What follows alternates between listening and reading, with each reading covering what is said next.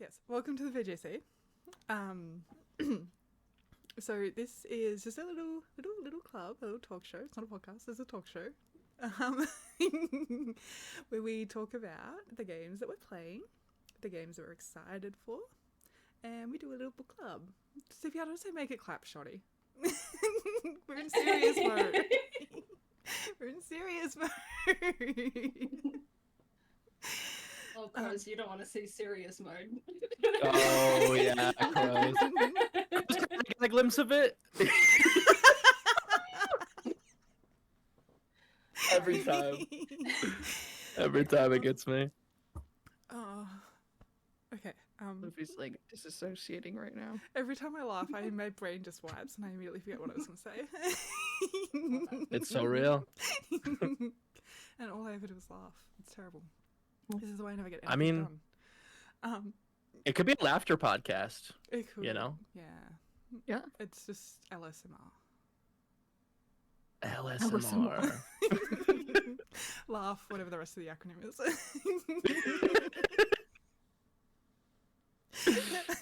Okay. Yes, so we're going to talk about video games. We'll do a little round of introductions. So if everyone wants to give your name and your pronouns, the games that you like to play, and what you do, just in general, on Twitch, on YouTube, anywhere else you do things. You can talk about what you do for work. That's fine too. And then, yeah, we'll jump into it. So I'm Den of Crows. You can call me Crows or Zoe. That's fine. Or Den. That's fine as well. Den of maybe less fun, but whatever. We'll take it. Don't call her Dan.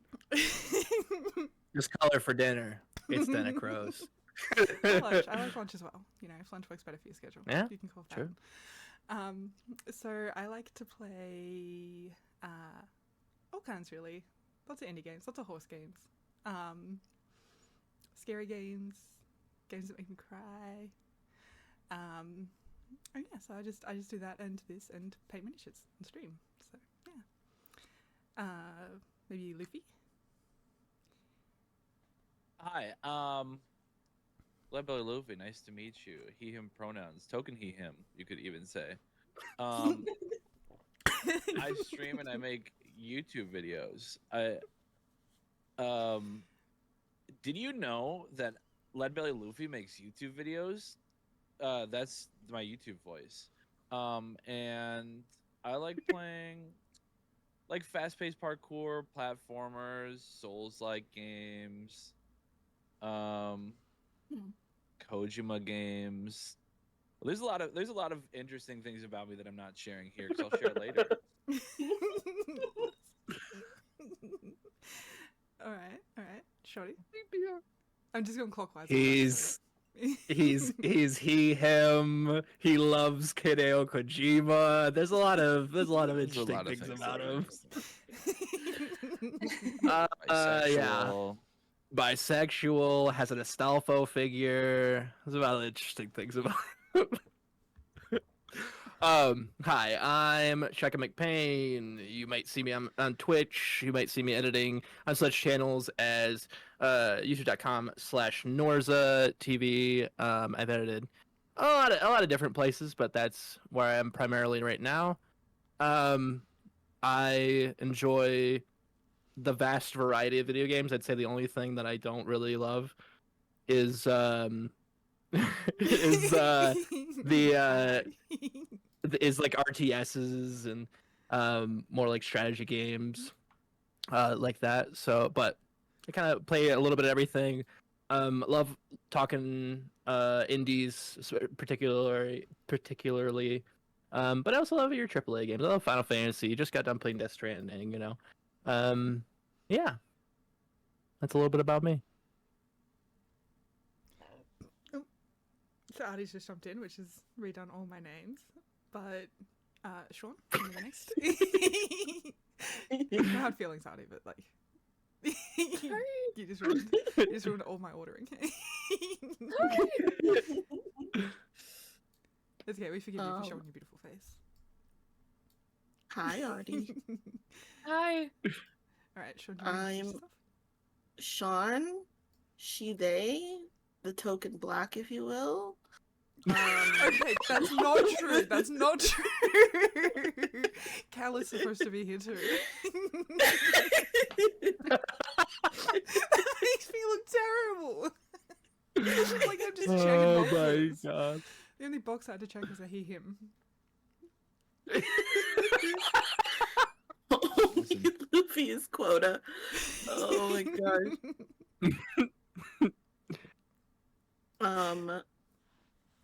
I am also the resident unemployed, and I like to play.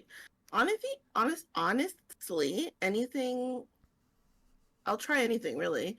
My favorite games are like Spiritfarer, Eastward. I'm a sucker for a pixel game. Club unemployment. Ooh. Yeah, that's me as a gamer. Okay, Morty, don't say anything flirt. Not anything. I'm not cheap. Some things come with a price. All right, well, there you go. Yeah, it does. Yeah, it does. As Brendan says, $20 is $20, right? Oh, Exactly. Rabbit? Hello, I am Ribbit Rabbit. I've been dabbling with small forms of short form content on TikTok, Instagram, and YouTube recently, and I stream on Twitch very occasionally because I do have like a job.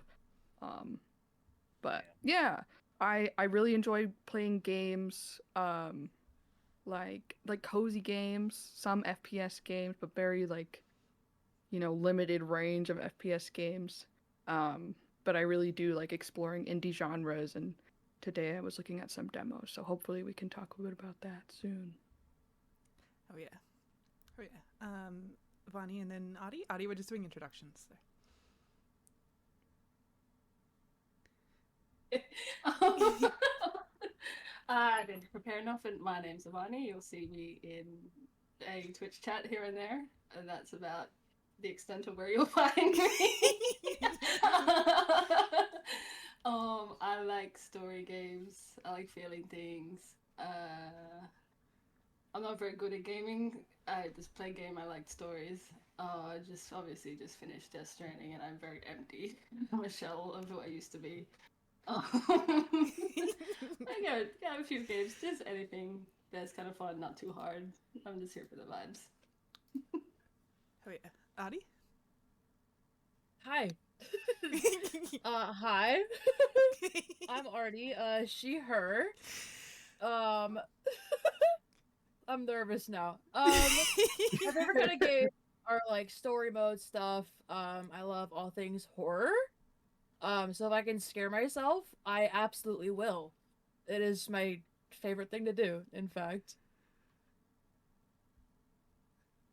Oh, yeah. You do, like, the little smile and like the ding ding ding. All right, so there's actually quite a bit to talk about today. So little run through of the things that we are going to talk about. We're going to talk about everything that people have been playing recently. So if you have played anything and enjoyed it, feel free to like pipe up. If you hated it, you can also pipe up about that. That's also fine. We like discourse here. That's why we have Luffy, for the token he him discourse. So yeah, we're going to talk about the games we like. We're going to talk about the games that we any of the demos we tried from the most recent Next Fest that look really cool. Any of the games that we picked up in the most recent Steam sale. Some of us are very responsible with money, so you know. Yeah, anything cool that we picked up. And then we'll talk about anything that we're really excited about that's coming up. Kind of been announced or coming out in the next couple of weeks or months. And then we're going to do the book club. So I'll talk a bit more about the book club later. But for now, we'll chat about the games that we like. Does anybody want to go first? Or the games that we've been playing, sorry. Games that we've been playing. Okay, I'll go first. I'll talk about Red River Shine, that's fine. Oh my god. Oh, me? Oh, me? Okay, fine. You twisted my arm. You twisted my arm. So, what have I been playing recently? Oh, I've been playing this indie game. I don't know if maybe you've heard of it. It's a few years old at this point, so you might not have. It's called like Death Stranding. So I think the sequel just came out. So yeah, I started don't playing say. that. It's pretty fun. It's pretty fun. It's just you just walk around, you know. Nothing. Is that one of them nothing. walking sims? Yeah, I it's wanted to it's play a one of them sim, but like walking a sims. next level walking sim. Like it's like a real immersive walking sim, you know. I'll tell you more. Well, it's got this guy in it. He looks vaguely familiar. I don't know. I think maybe they based him on some real guy. It's really hard to tell. But yeah, it's pretty fun. It's pretty fun just like walking around and being like, yeah, I could do this in real life, but I'm doing it from the comfort of indoors instead. So yeah, I've been playing that. Peek and Night Rain. Can you pee in the walking simulator? I think you can. I think You I can keep pee seeing to this go in- faster. you can pee to go faster. Oh, if only there was a YouTube Yeah. short that explained how to do that. If only there was a YouTube short that explained that. But yeah, there's a toilet and I think you can use that. So I don't know. I've been making him hold it, so he might explode soon. I don't What? know. Chris, I wanted to kind of like dive in depth, at least for what you've played so far, and Yes. what your thoughts are, just surface level right now with Death Stranding. Like, how bonkers is it for you? I mean, it's not that bonkers because all I've been doing is walking around, picking up shit. Okay. Yeah.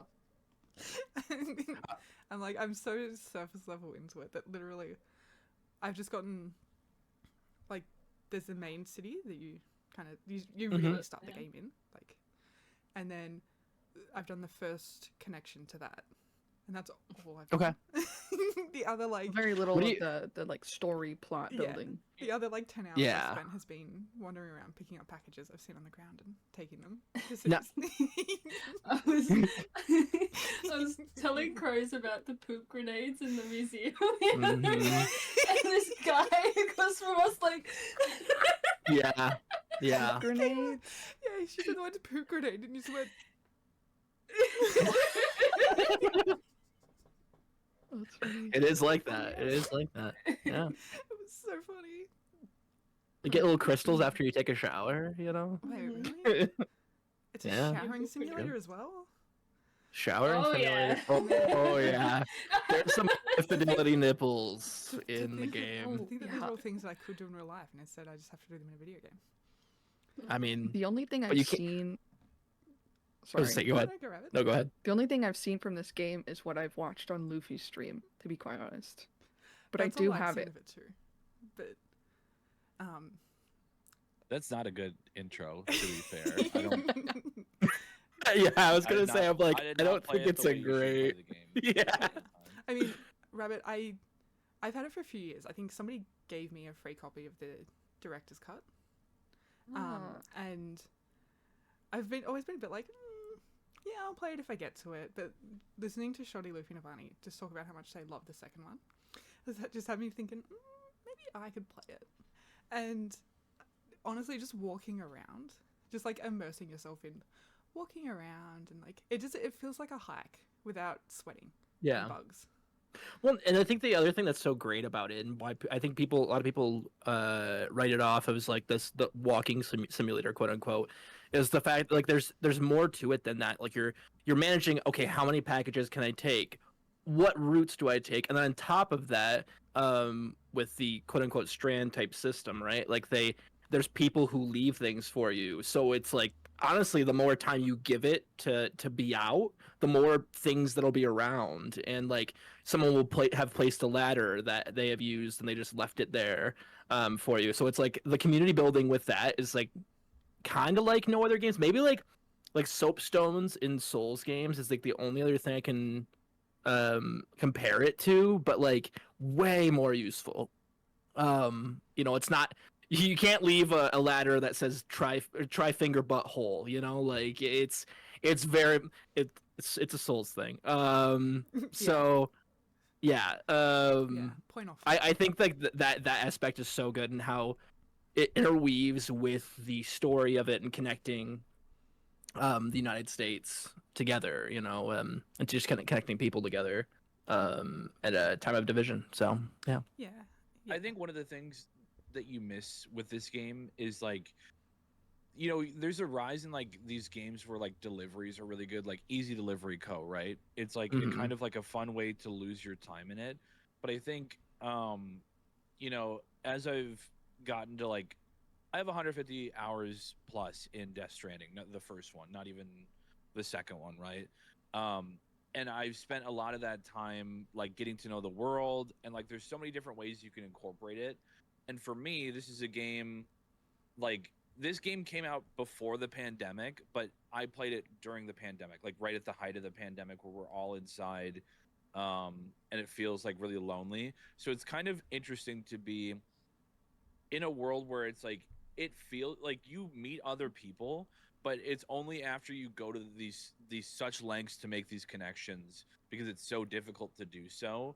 It almost reminds me of like Shadow of the Colossus in a way where you're like you feel intentionally very small in the world, like the initial parts that you're going into the world with, when you see everything with like the watchtower, you see how small you are compared to the landscape, and it gives you much more of an idea of the scale and the size because of how long it takes you to trek anywhere. And I think those aspects are really good for like introspection. So like when you have this extremely dense storied plot later on in the game, you kind of benefit from the ability to do these deliveries because it allows you to think out a lot of like these plot points, and theories ahead of time, like what's happening. Because with Kojima games, classic with like Metal Gear Solid, right? It's like every game, I think I was looking up the other day, the lowest percentage of cutscenes any Kojima game has like since Metal Gear Solid is like 15%. Like it is story dense as hell. Um, Death Stranding's no different. I think it's like 15-20%, and it allows you time and space to like really consume that dense story and allow you to appreciate it. And I think the other thing is like because the world is so big, you're constantly kind of seeing how your character interacts with the environment and with these players, and it makes everything more cohesive. Like the story impacts how your character moves. Like if you throw cargo with your right hand, it goes farther than with your left. Like in the later games, they do some things where like you have difficulty sensing for one reason or another. And I think it's one of those games where the more time you put into it, you're like, oh yeah, they're like, it's like turning over like rocks to find like all of like these hidden gems everywhere, and it makes this game so beautiful. So when I heard like you just started it like doing all the deliveries, that is the part where most of the people leave the game. I think the second I was looking it up, I think the second mission specifically is the most grueling mission that I can think of in Death Stranding, like throughout all of the games. That's where everybody leaves. And to hear that you're like excited about it, I'm really pumped for you to get into it. I think you're gonna love it. I personally think you'll love this game. But those are my thoughts on Death Stranding. Yeah. Good Yeah, to no, know. I'm really enjoying just wandering around and exploring it. That really appeals to me. If you another- can't, sorry, No, no. if you, like, I think I have so much trouble like recommending this game to people because I'm like, I just don't know if you're able to immerse yourself in it. Like, if you can sit there and appreciate what's happening around you, you're just walking. It's beautiful. You feel so small in this world. And if like that vibe this is not for you, then this game is not for you. But I want to make everyone play it because it's one of the most beautiful stories ever told, in my opinion. I think I was just gonna say, I think that there's like a specific point in the game where I would say if you're not in, that's what the game is. You know what I mean? Like there's a specific once you get over the mountain is what I'll say. If you're not into the game, then you're not gonna get in the game. Like that is the entirety. Like I feel like Kojima really bookended it to be like, okay, this is what your loop's gonna be. So I agree with Avani. Like I think everyone should try the game. And find out if it's for them because holy shit, like I don't know if it like I started it when it came out, but I didn't actually beat it until last year. And giving it the time of day, I'm so glad I did, because not only is Death Stranding 1 just an incredible story, but also Death Stranding 2. And it's weird, right? Like Vani said, the poop grenades, you know, like there is some really weird stuff that are just like on the surface level, like, oh my god. But like once you get into like the idea of the supernatural element of it, and on top of that the world being based around deliveries, you know, so you have like these factions that are stealing the deliveries so that you can go in, and there's a little bit of combat there. Not the focus of the game, but that is another thing that happens in the game. And especially the director's cut, I think, is a great way to start it, if you're at all interested in it. So Nice. All right, we might move on from Death Stranding. Yeah. Sorry, we love it. No, Yeah, that's lead us all right. away. That's all right. Yeah. So I've also been playing, and this is very very similar conceptually to Death Stranding, I think. And that's Ranch of Rivershine. okay, yeah. Yeah, yeah. Which is also a game about wandering around, but it's also a game about horses. So you know, Oh my if, god. if you want Death Stranding but with horses, Ranch of Rivershine, definitely. I love that game. You spend so much of your time. Well, I'm gonna break the fourth wall. You spend so much of your time playing the game. What about it? Why do you keep going Yeah. back to it? Why this game? Okay, I need so- to know. Like, give me your full thoughts. So, I have played this game since the demo was released, like, and I put 40 hours into the demo, and they're like, it's a 10-hour demo. I spent 40 hours in there. I played this game all the way through early access. Every major like update, I have started a new save file and I've started again. Basically, the core loop is just, you know, you come into this town and it's a struggling small town. Like they used to be known for producing like champion horses, having a champion rider, and then the rider kind of retired, the horses died, and then just eventually, with no one to kind of step into those shoes, the town just kind of dwindled. And so you come in as a groom to work for like this champion rider that they've like contracted to come and represent the town. That rider never shows up. So you like, she's not the mayor. She's the auctioneer, but she's the representative of the town. She's like, hey, well, you're here. Why don't you just represent the town? You can move into the ranch. You know, we'll pay for your we'll pay for, you know, your first horse. That'll be on us. And so, you know, you get this like horse with really dog shit stats. You can, you know, go through the auction, choose the color, choose, you know, they've got like personalities that can affect like the training that they do. And then basically you train it, you win the different levels of competitions to unlock higher level competitions. And as you unlock the competitions, you know, you start to see more people visiting the town. Like there's just, you know, you see a few more NPCs walking around. You unlock different trails. You This looks unlock really cute. better horses. It's so cute. I love it. It's by Cozy Looking Bear at Games, it and on Steam. I adore her games. And this is the biggest one she's done.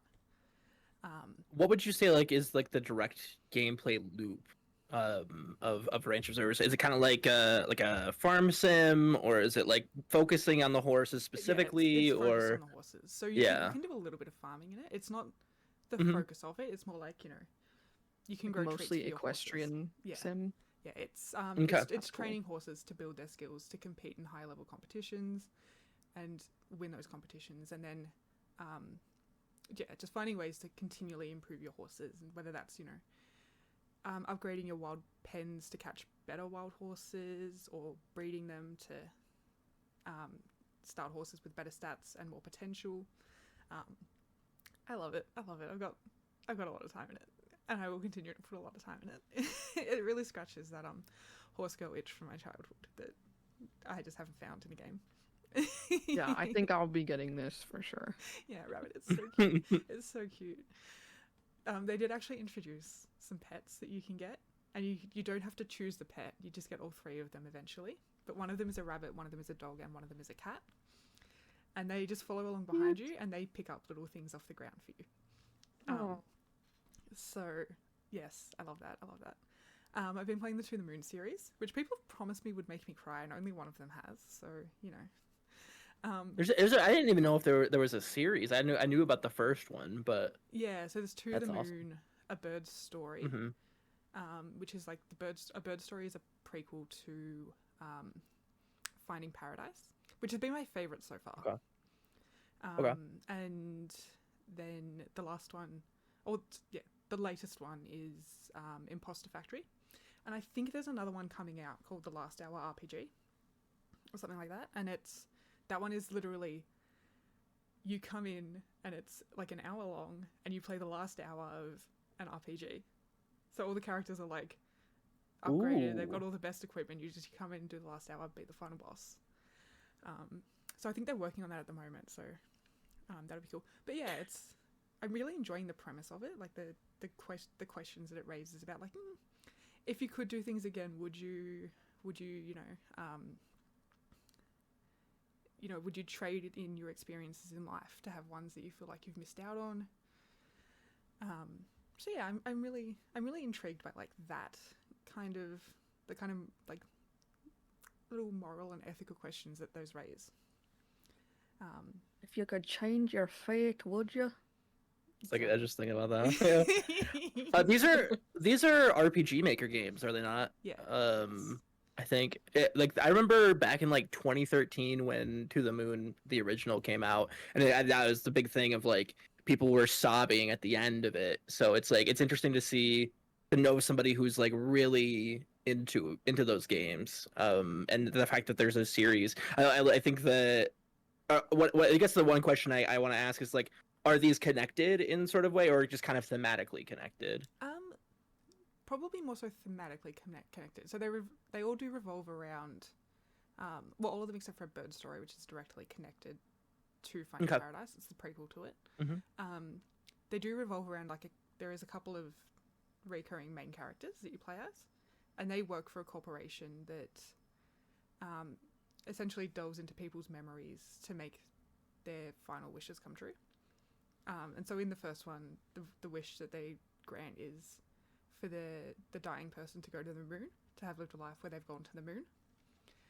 So they go back and essentially they mess with people's memories to give them the experience that they've achieved that dream.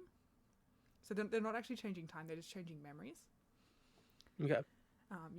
Taking out aspects of some that maybe were holding them back from achieving that. So yeah, I think it's a really interesting concept, and I'm really enjoying it. They look pretty cute. Like the RPG Maker has done well. I think that can be 50-50. But yeah, they do look visually quite nice. And then I finished Sekiro. So I'm really happy about that. Yay! Really happy about finishing Sekiro. I had a good time with that. Thank you, Luffy. It's a wonderful game. Yeah. Crows. So is this your first FromSoft game that you've Yes. beaten? It's my first game I've played. Yeah, and beaten. Yeah, I guess. What do you think? Obviously, you've had the Lies of P as like your first entry in the Souls games, and obviously Sekiro is not really a Souls game, but definitely Okay, like elitist. made by what was that? Nothing. I said elitist. No, I just don't think is it like, would you guys say it's a Souls game? Because I don't know if I would, like, in the same way, like, the mechanically, I'd say it's like, world, we're just living in it, buddy. I'm not even trying to do that as a derogative, but yeah, Looks like a Souls game to me. Saying that, knowing It's- nothing about it. yeah. Like a So it's Souls-like from genre kind of thing. FromSoft. Yeah, it seems like. All right. Well, okay. So it's Souls like Lies of P, Yeah, actually, which that's a is good more point. like Morty raises- Bloodborne. Yeah, Morty raises a good point. Are you saying that Bloodborne isn't a Souls game either? No, so is Soulsborne. What do you want me to do? Soulsborne Kiro? Is that what you want me to do? That's It's cute. it's a Kingsfield like. It's Kingsfield like. Oh, you're so right. It's just like well, it's actually like Evergrace. It's actually an Evergrace like. Even fucking deeper from soft cut. Um, but yeah, like comparatively to starting with Lies of P, and this being your first proper FromSoft game, how do you feel that Lies of P compares in the way of like the stylings of it? I mean, settings wise, I think I preferred Lies of P. Hmm. I'm such a sucker for like the like the Victorian era kind of London inspired, and I'm so excited to play Bloodborne for that. Hmm. Mechanics wise, at first I preferred the parrying in Lies of P, but I did go back to Lies of P when the DLC came out, and I'm like, actually, no, I do prefer the parrying in Sekiro. Hmm. The parrying in Sekiro was a lot more forgiving, I found. Yeah. Because especially with the late attacks where you're anticipating it, you can just kind of like flick the parry button until it actually does come. You can't do that in Lies of P. It punishes you for doing that. Like it hits you, and you're like, well, I can't bring my sword up in time to hit that, so I'm just gonna take that to the face. Yeah. The weight of the parrying feels better in Lies of P. It actually feels like you've parried something instead of it just glancing. So I think yeah, it's a really interesting juxtaposition of the parrying feels nicer in Sekiro, but feels like it has more impact in Lies of P. I think the variety of the bosses in Lies of P felt a bit better as well. Sekiro, they did kind of start to feel the methods of beating them felt very much the same, and like I didn't really use the either the Legion arms in Lies of P, or really the like I don't know what they're called, the prosthetics in Sekiro. I didn't really use either of them all that much. So I think Lies of P, actually finding out like the boss combos and like which ones to parry, which ones you're better off dodging, felt a lot more involved than it did in Sekiro. Sekiro, I'm like, I can block most of these, or I can just push back, or oh okay, it's red, I either Mikiri or jump. Whereas Lies of P, I felt a little bit more like, oh okay, I'm finally getting the combo down. I know when to block. I know when to dodge, when to like just run the hell away. So I think they've both been good. They've both been very different, but I actually don't know which I would prefer more, if that makes sense. Yeah. So they're very different games. Like the parry in Sekiro is very much more important than I would say in Lies of P. Like the Lies of P is like a singular parry, you can kind of get a hit, whereas like parries in Sekiro are much more like, hey, you're trying to get the gauge down. So it's just a very different game. It was just interesting, like to hear about your like perspective. I did like as your first FromSoft game. I did like the posture gauge mechanic. You don't have to be dealing damage to beat the boss, and actually that's some bosses you're not really designed to hit them. You're you are better off just parrying, maybe just hitting them a little bit to like slightly up the amount of posture damage they take. But for it to be like, no, this is more a game about breaking posture and then getting the kill shot than just reducing the health, that was a really cool, I think, mechanic. Yeah, for sure. Well, that's pretty much what I've been playing. A couple of Next Fest demos I do want to shout out. So Tiny Bookshop demo was so cute. I loved the art style of that. And so I was just wandering around selling like secondhand books to people in like this little coastal town. So that's really cute. That'll be a pickup for me, I think, when that comes out. And I don't know if I'm going to pick this one up, but I did love it. And it was a game called Hobby Horse demo. Hobby Horse. And you're just racing like a hobby horse around like gymnasium tracks and stuff. I guess I'll flaky playing that. Yeah, it's so funny. A lot of horse girl games coming out right about now. Yeah. The music for it's incredible. It's some of my favorite video game music, and I'm like, this music is too good to be in this game. My God.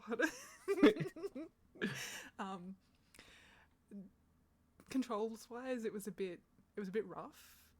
Probably if you're more used to playing like racing games, it might be a little bit more intuitive. But yeah, it felt very like, oh, there's a lot of drag as I'm trying to like drift around these corners. But yes, For the horse? for the hobby horse, yeah. Well, the hobby horse. Yeah, it's a It's horse just that Technically, on you are the like one who's the wooden drifting. ones. The Like, wooden yeah. ones, I get you. Yeah, Horse Ruby, on I a would love to see you stick. play it. I think you would enjoy like. We'd love to see you the meme prance aspect around of on it. a horse stick. Oh my god. Oh my god. So awesome. it's the Death Stranding idea, but instead of a treadmill, it's a fucking hobby horse, and every time you ride on the hobby horse in the game, you're riding in real life. Yeah, I mean, people do That'd be sick. those. Hobby horse competitions are a thing. Where like, yes, they do go Yeah. over jumps, and well, I may have done it as a kid. There may have been a chunk of Listen. wall taken out because of doing this as a kid.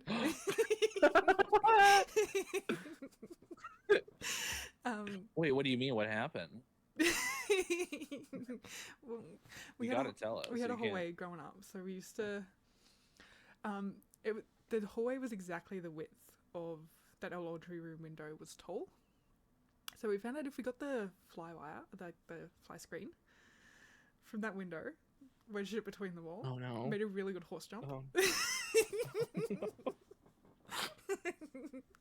But we'd put Sure it, like, did. we put it like waist high for a 10-year-old, so they were tall. Anyway, someone did make it. Went to the flash screen, took a chunk out of the wall.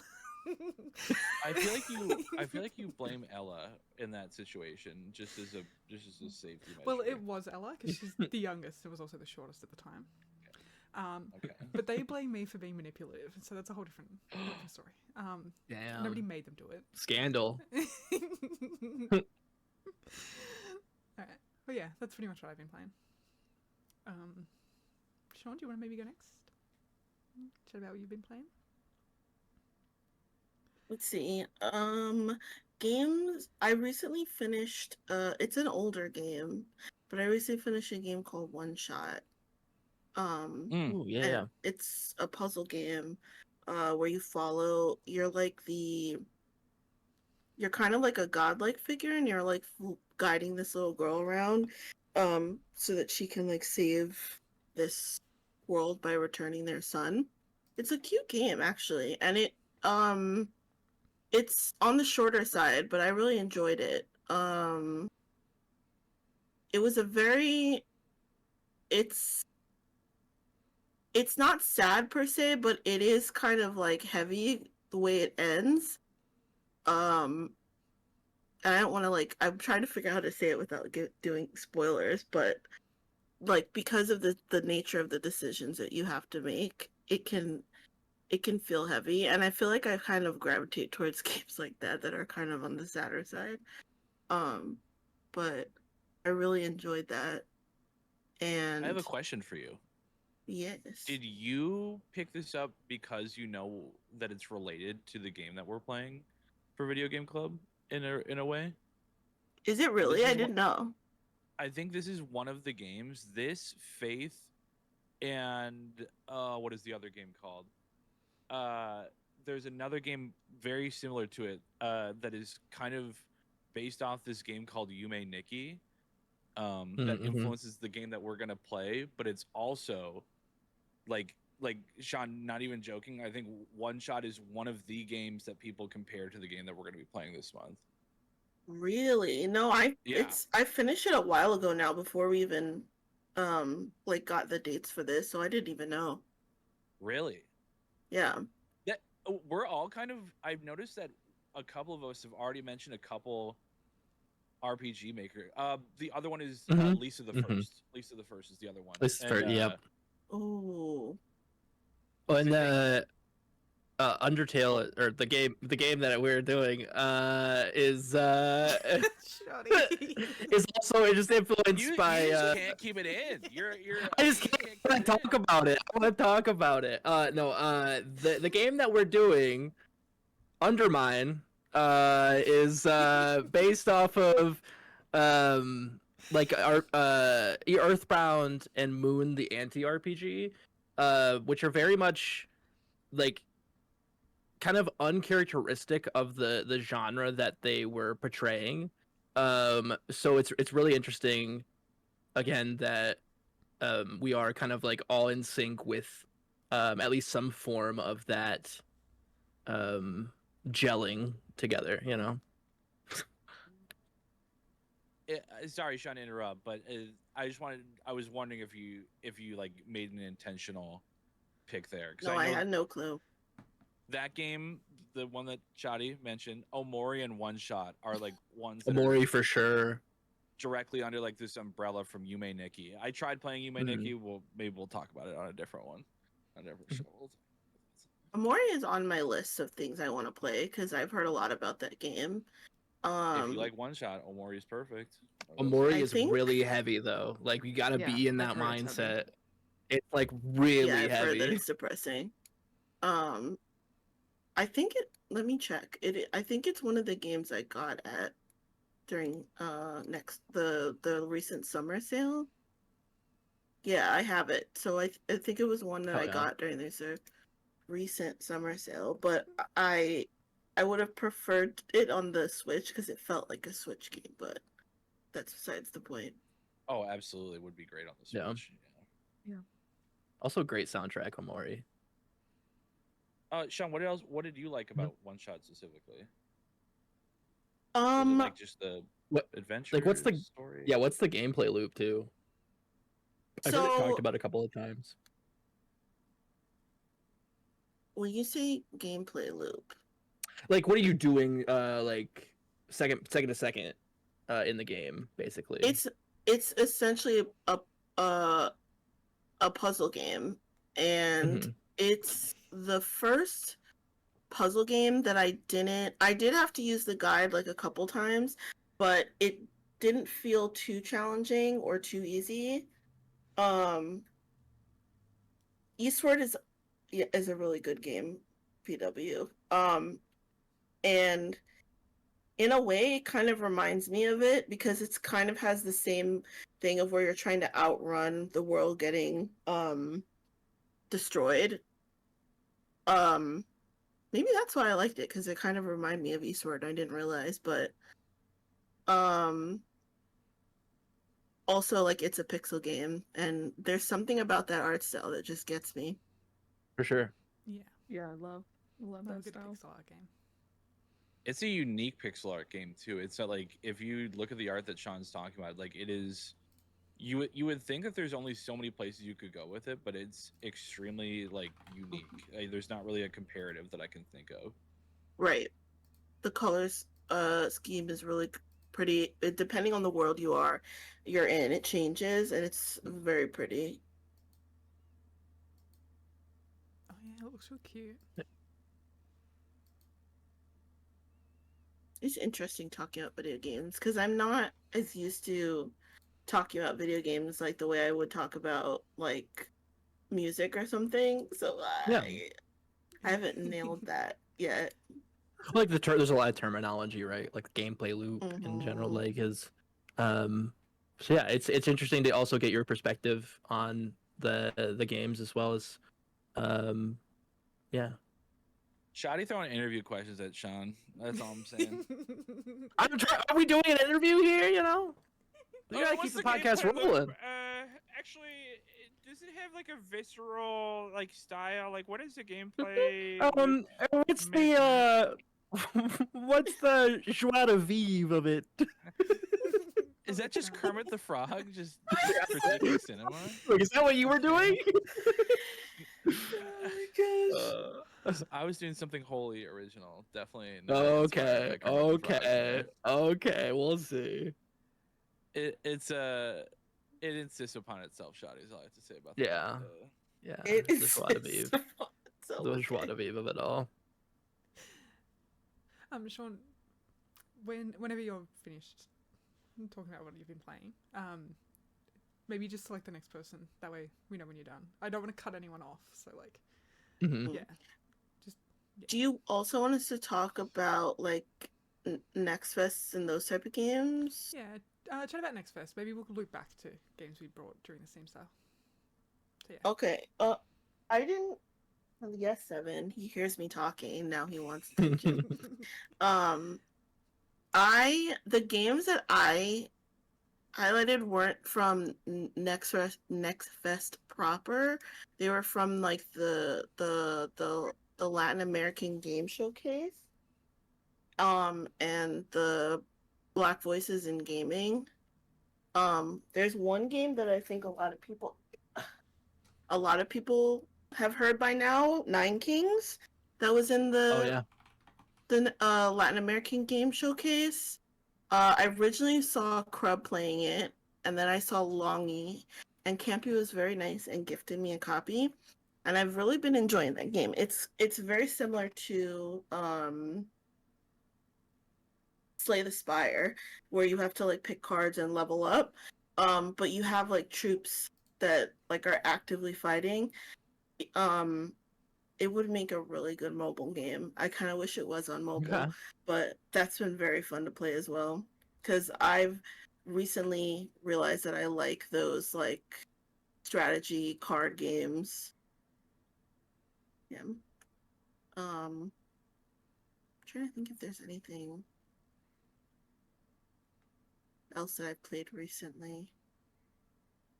I just wanted to say that it's going to be really interesting with this podcast series because you've said to me before that you don't really know what games are like your jam fully. Yeah. So it's going to be really interesting to kind of like pick out and be like, oh, recommend games based on that. So it's like putting out something like Nine Kings is a really like kind of like a good indicator of kind of where you're at with your gaming hobby. So Yeah, it'd also be really interesting if anyone does play anything that someone's talked about. If they're like, "Oh yeah, you talked about this," and I went and played it, to actually hear what your thoughts were on it, to like come back and revisit other people's thoughts. So like, it'd be a good opportunity for that as well.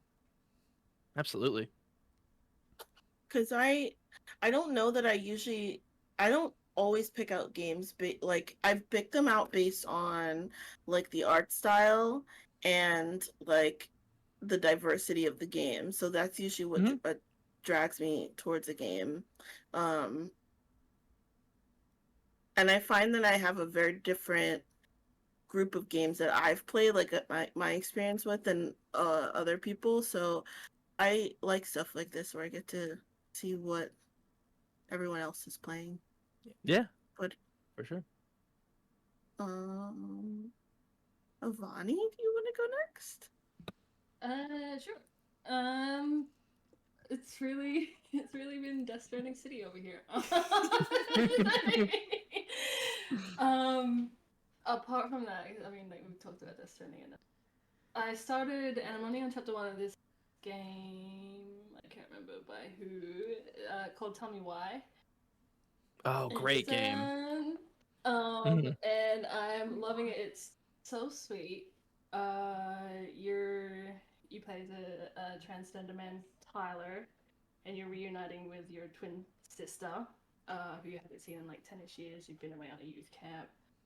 And you come home and you're reuniting with your sister, and you realize you still have these like supernatural twin telepathy powers that you had when you were kids. And you're kind of going through your old home and just trying to figure out why things went the way that they did, with a mother that wasn't so accepting.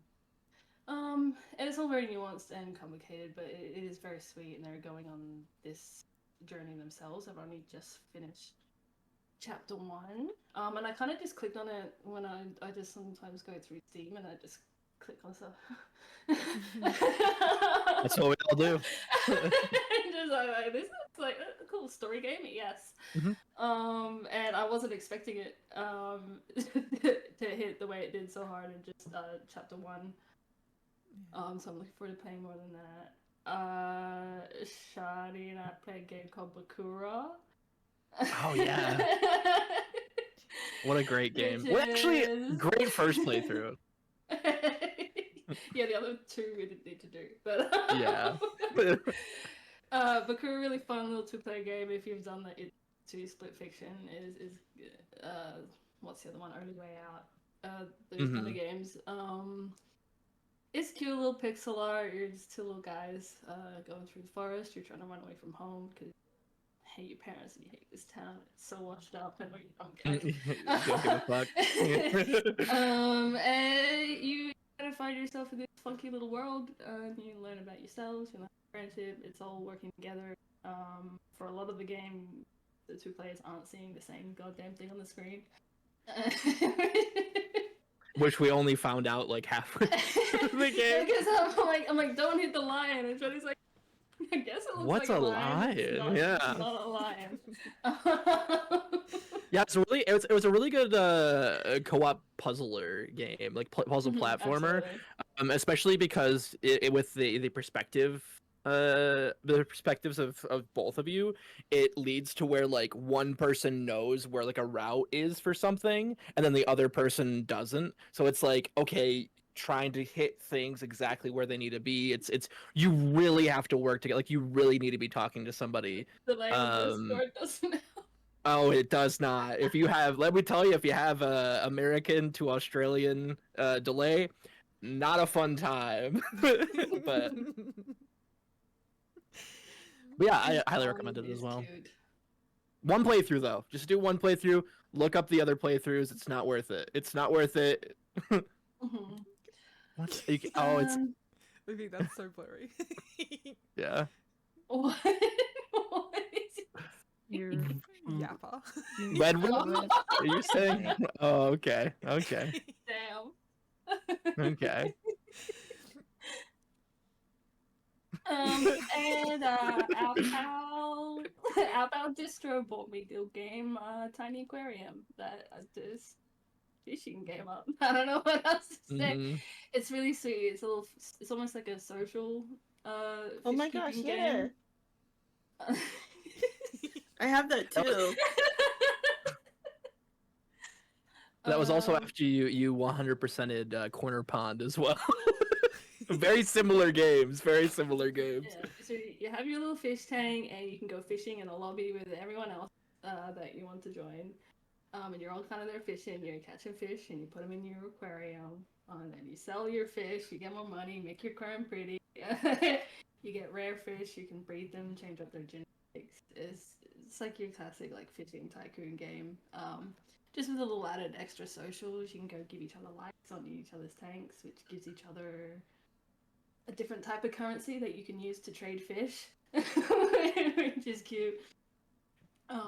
Last I checked on Distro's tank, it had like 30,000 axolotls in there. I don't know how. There was like this axolotl event, and I just couldn't get enough coins to get these axolotls, but this he does.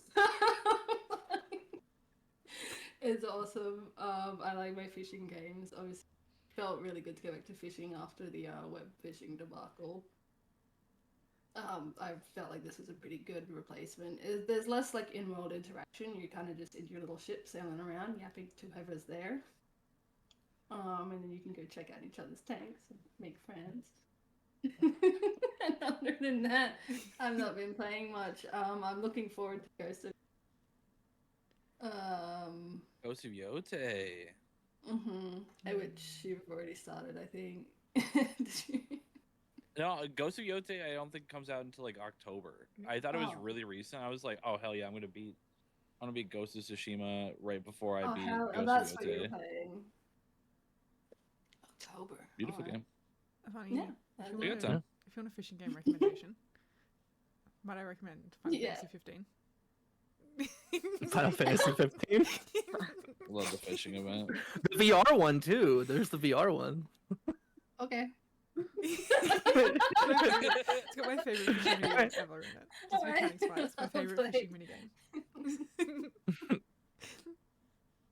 There's a lot of great like little fishing mini games that have popped up recently. In a lot of Yeah. games. Yeah, there's heaps, and everyone knows I like my fishing game. That's it from me. RB, you want to up what you've been playing? I certainly can. I think the biggest thing I've been playing is Alan Wake 2, which Hell has yeah. been an experience to say the least.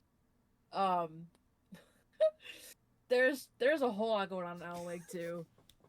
It's like 2 stories simultaneously, and it's there's a lot going on. But that's been taking up most of my time, I think. Um, I'm still slowly trying to work my way through Elden Ring, and through Astrobot, which have been put on hold temporarily. But I'm gonna finish them. I promise. I'm gonna do it. Hold me to it. Uh, I I think that's kind of what I've been doing though. Honestly, I don't I'm think I have anything else. I'm interested to see now that you put so many hours into Night Rain, how that affects your Elden Ring playthrough. Honestly, too. Yeah, Like me going too. back. Yeah. Actually, because Yeah. I'm really bad Yeah. at Night Rain, so Yeah. It is. so It's I so don't know if quick. it's gonna It's so help much or different. Yeah. it is very different. Yeah, and it's I don't know. I don't know if like the multiplayer thing is gonna be like hindering to how I play Yeah. Elden Ring. I don't know. I'm curious. But Yeah. I almost hopped back on today and I was like, this is my weakness. I can't do Yeah. this. Mm-hmm. Mm-hmm. Totally get it. Artie, you've been playing a lot of Peak. Let's talk about your Peak obsession, okay? Yeah. Hear My about your Peak I We would can You use kind and of finally talk I, about said it. Peak. Yeah, we can use and talk about Peak. yeah, I mean I have been peeking a little bit. You 100% Perhaps. of the game in like a Yeah, week. what are you dude. What do talking you mean? about? Everybody, you Being so peaked. coy about Who Um, have picked? Perhaps I have 100%ed peak. I Oh, you mean, did? I did. Yeah, I got all And you my just my got off on Scout Metric a journals. stream event where you also played Peak. It sounds like you really like this game Okay, called okay, Peak. okay. The one time I played peak on stream.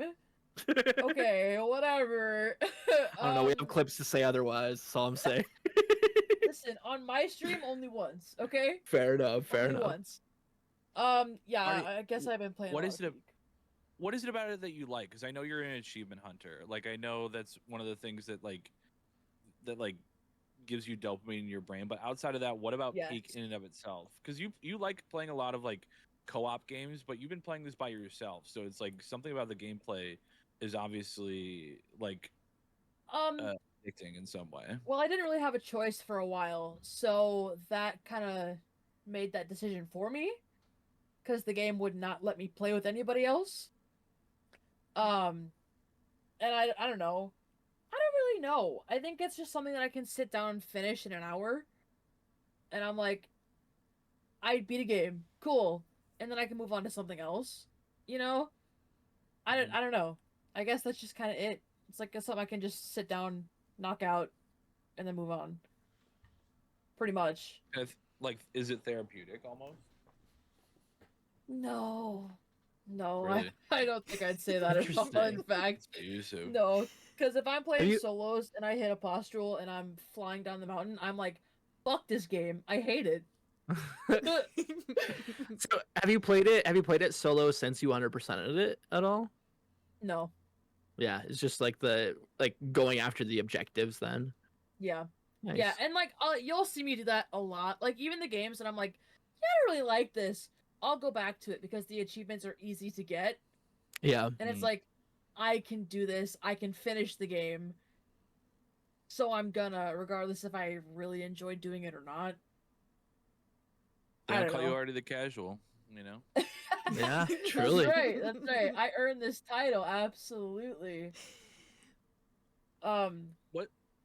Well, then, because since we're on Peak, we all have Yeah. played Peak. We all have thoughts Mhm. on Peak. Can we just get a quick consensus, right to left, what everybody's thinking, like about the game so far? Avani, Crows, me, Rabbit, Sean, Shadi. Avani? Yeah. Absolutely adore Peak. Mhm.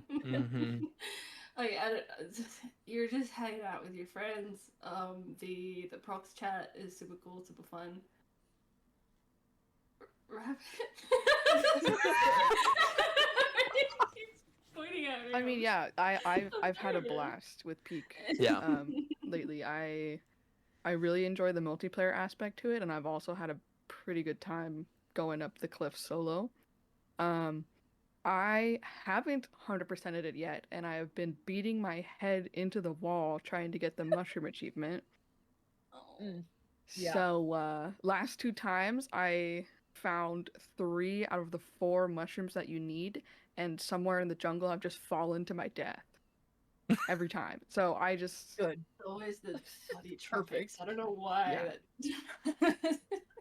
Tropics And and it seems Alpine, like- man, they will fuck you up. Yeah. yeah. like It if seems there's like gotta be every one- time I set a goal in a solo run to Mm. try and get this done, someone is like, "Do you want to play games with me?" And I'm like, Mhm. I can't. I'm doing something right now, and it's gonna take me like 3 hours. It's the I think you should leave thing where it's like, wait, I'm trying to do something. Yeah. Yeah. Okay, Rabbit. Morty just And it's said funny. they found all 4 of the mushrooms on the shore. Oh, they were helping evils. Ooh, Wow.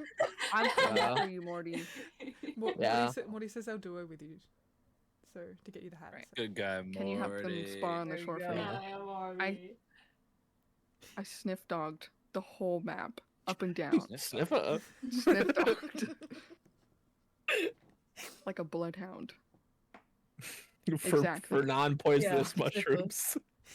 Sniffer. Let's do it, Morty. Crows.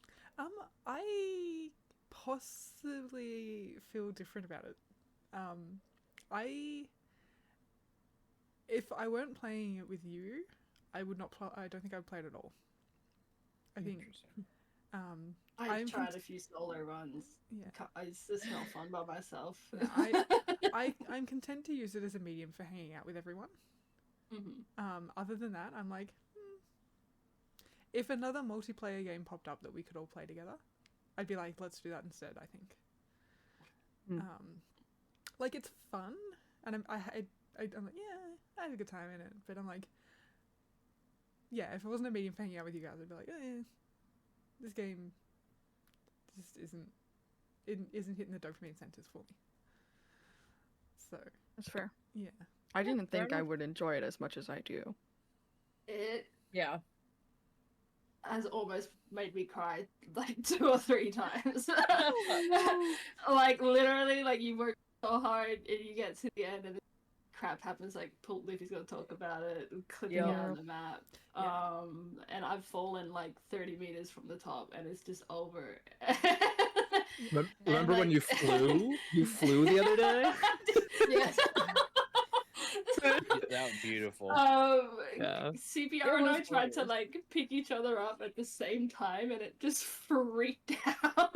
And we just And kind of attached to each other, flew up into the air, and just like started spinning God. in the air, and like it wasn't stopping until I disconnected from CPR and we landed. Yeah, my favorite. Yeah, it definitely has its scuff moments. but For it was sure. the most fun.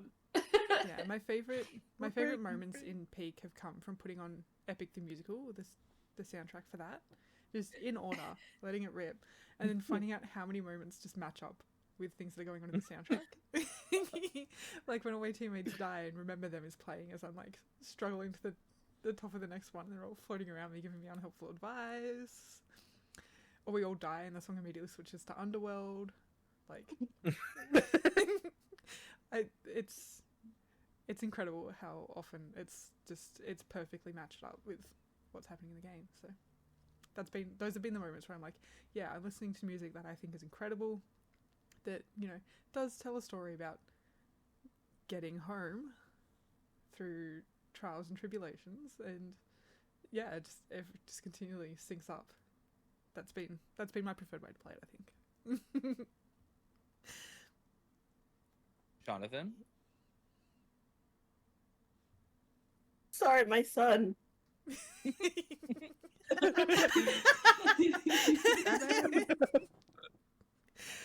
He's bewildered by my light. He had his face like right into the damn floodlight.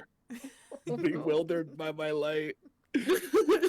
My son, you are bewildered by my light. Is like just what I was thinking of. Oh my gosh, we're still talking about Peak, yes? Yes. Yeah. What are your thoughts? I was enjoying Peak, but then Peak didn't enjoy me. It made me Oh. sick. So I had to Elaborate. uninstall. I threw up. Oh, yeah. Oh.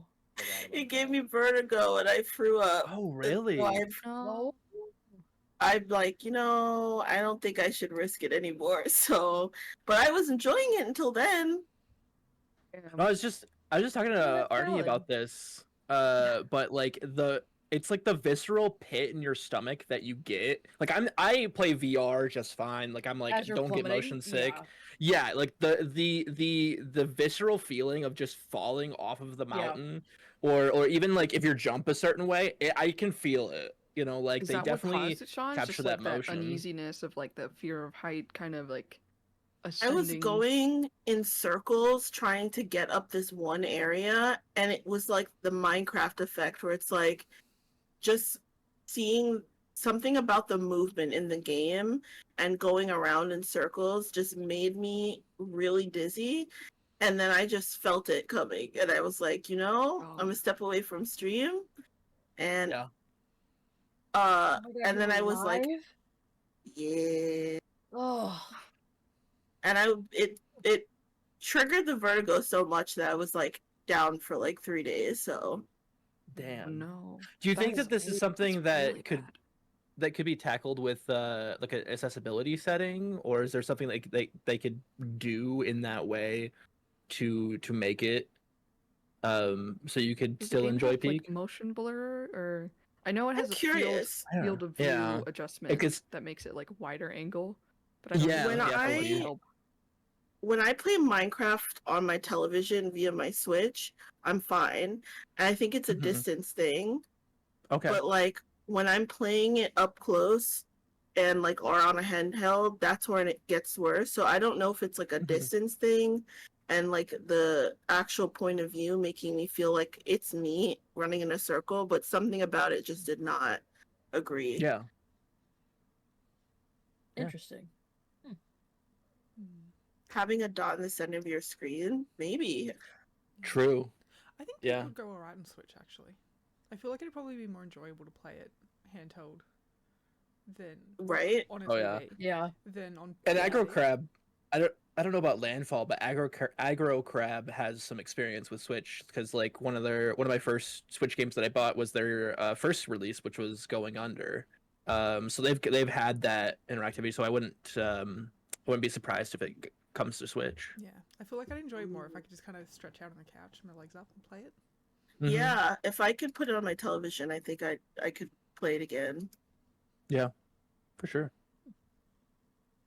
But it was a Yeah, fun game. I kind of like the challenge of it. It is a fun challenge for sure. Yeah. Yeah. Because the only thing I hadn't beaten was the kiln, so I was close. But You don't even. it You was don't want to go to the kiln anyway. No. Yeah. Yeah. It's a silly place. Bad. it is rough, but I liked it. It's probably my favorite group game that I've played so far. I think so too, honestly. Yeah, because I'm not really a fan of like lethal types or lethal likes, whatever you call them. But Mhm. this one was I liked it. I'm hoping that the what is it called? A Long Walk, which is supposed to be something Big similar. Walk. Big A Walk Big from Walk? the Untitled Goose Game devs. Yeah, I'm Yeah. hoping that will have first of all less like glitching and problems, but might be a better play experience for me. Yeah, it definitely looks a little bit more like a casual experience where you kind of going to each different like place to do a couple puzzles with friends Mhm. and fitting into that like friend slot genre in a Right. really niche and nice way. So yeah. Sean, do you have anything else to say about Peak? No, I think that's it. Cool. Mhm. I'd say for me, like outside of the challenge, like I like getting the badges, like I love seeing the badges, but honestly, for me, what this does so well, and what I loved about Lethal when I was playing it is the moments that it gives you. Yeah. Like the opportunity for silliness to happen, especially with like on top of that, like the areas are very silly. Like fall, you can fall in lava. You can just be so close. You could be so close to a top, think you make it, and then the storm just takes you. You know, you could say that. You could also say that you made it and you didn't actually made it, and then you fall, even though everyone's telling you that you didn't make it. Not pointing out little things here. And like just like the bananas, like there's just so much opportunity for silly things to happen. He loves those Um, banana peels. Oh, I I love love those banana banana peels. peels. Oh, it's so much fun. And even outside of that, just hanging out and getting into like you can lock in. It's the thing that I love about Fortnite. It's like you can lock in and actually try, but you can also just serve to it serves as something where you can Serve Tua. serve okay. It serves as a thing, a medium where you can just talk about your day, or just talk about random shit. Honestly, can we swear on this podcast? Sorry. Okay. You guys literally frame one. You said the F word frame one. Okay. Literally. Yeah, This- actually, we you will be can't even put punished this if you on don't YouTube. swear. Um. It's actually So fun for us. so yeah, like I love the silliness of it. I love the ability to just hang out with friends in it. I wish there was a little bit more variety in the app the biomes. But other than that, like it's honestly such a wonderful game. And I'm glad that um everyone's into it. So yeah, Hell damn shit. hell damn shit. Talk to a Luffy? Thoughts and feelings? Um, boy, is it a buggy piece of shit sometimes. I think Yeah. that's the thing that will keep me away from the game for the foreseeable future. I have had it now, I think 5 times. Blue screen my computer when I go to invite someone. It's the only game I've ever had that does that. I have ran into a new issue even on vanilla where I just start falling through the map at random times. And boy, does that ruin the fun of it. Like you Yeah. work all the way at the end, and literally we pop the statue, and I fall through the earth, and I can't get res at the final end of the part. I'm like, okay, so I just wasted the last man. 2 hours of my time, you know? It's like it is fun, but it's also the accomplishment of getting to the top. You know, it sucks.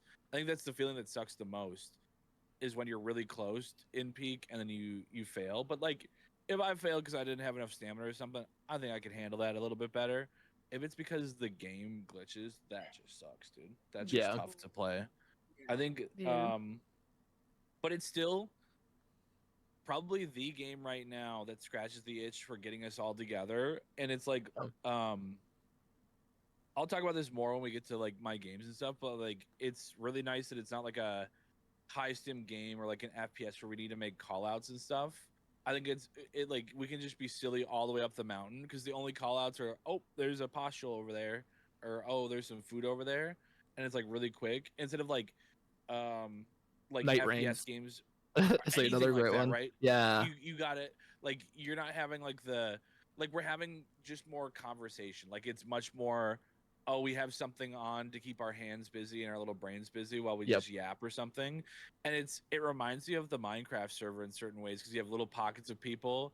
You'll be like, oh shit, like I made it up here. Like those guys are down there. Oh my god, is it Morty and Rabbit up here? What's up, guys? You know, it's like Yeah. you get to see like you get little moments with your groups, and I think that's to me the reason I still play it, right? Like even Same. with all the things I absolutely do not like about the game, but the thing is, bugs are fixable.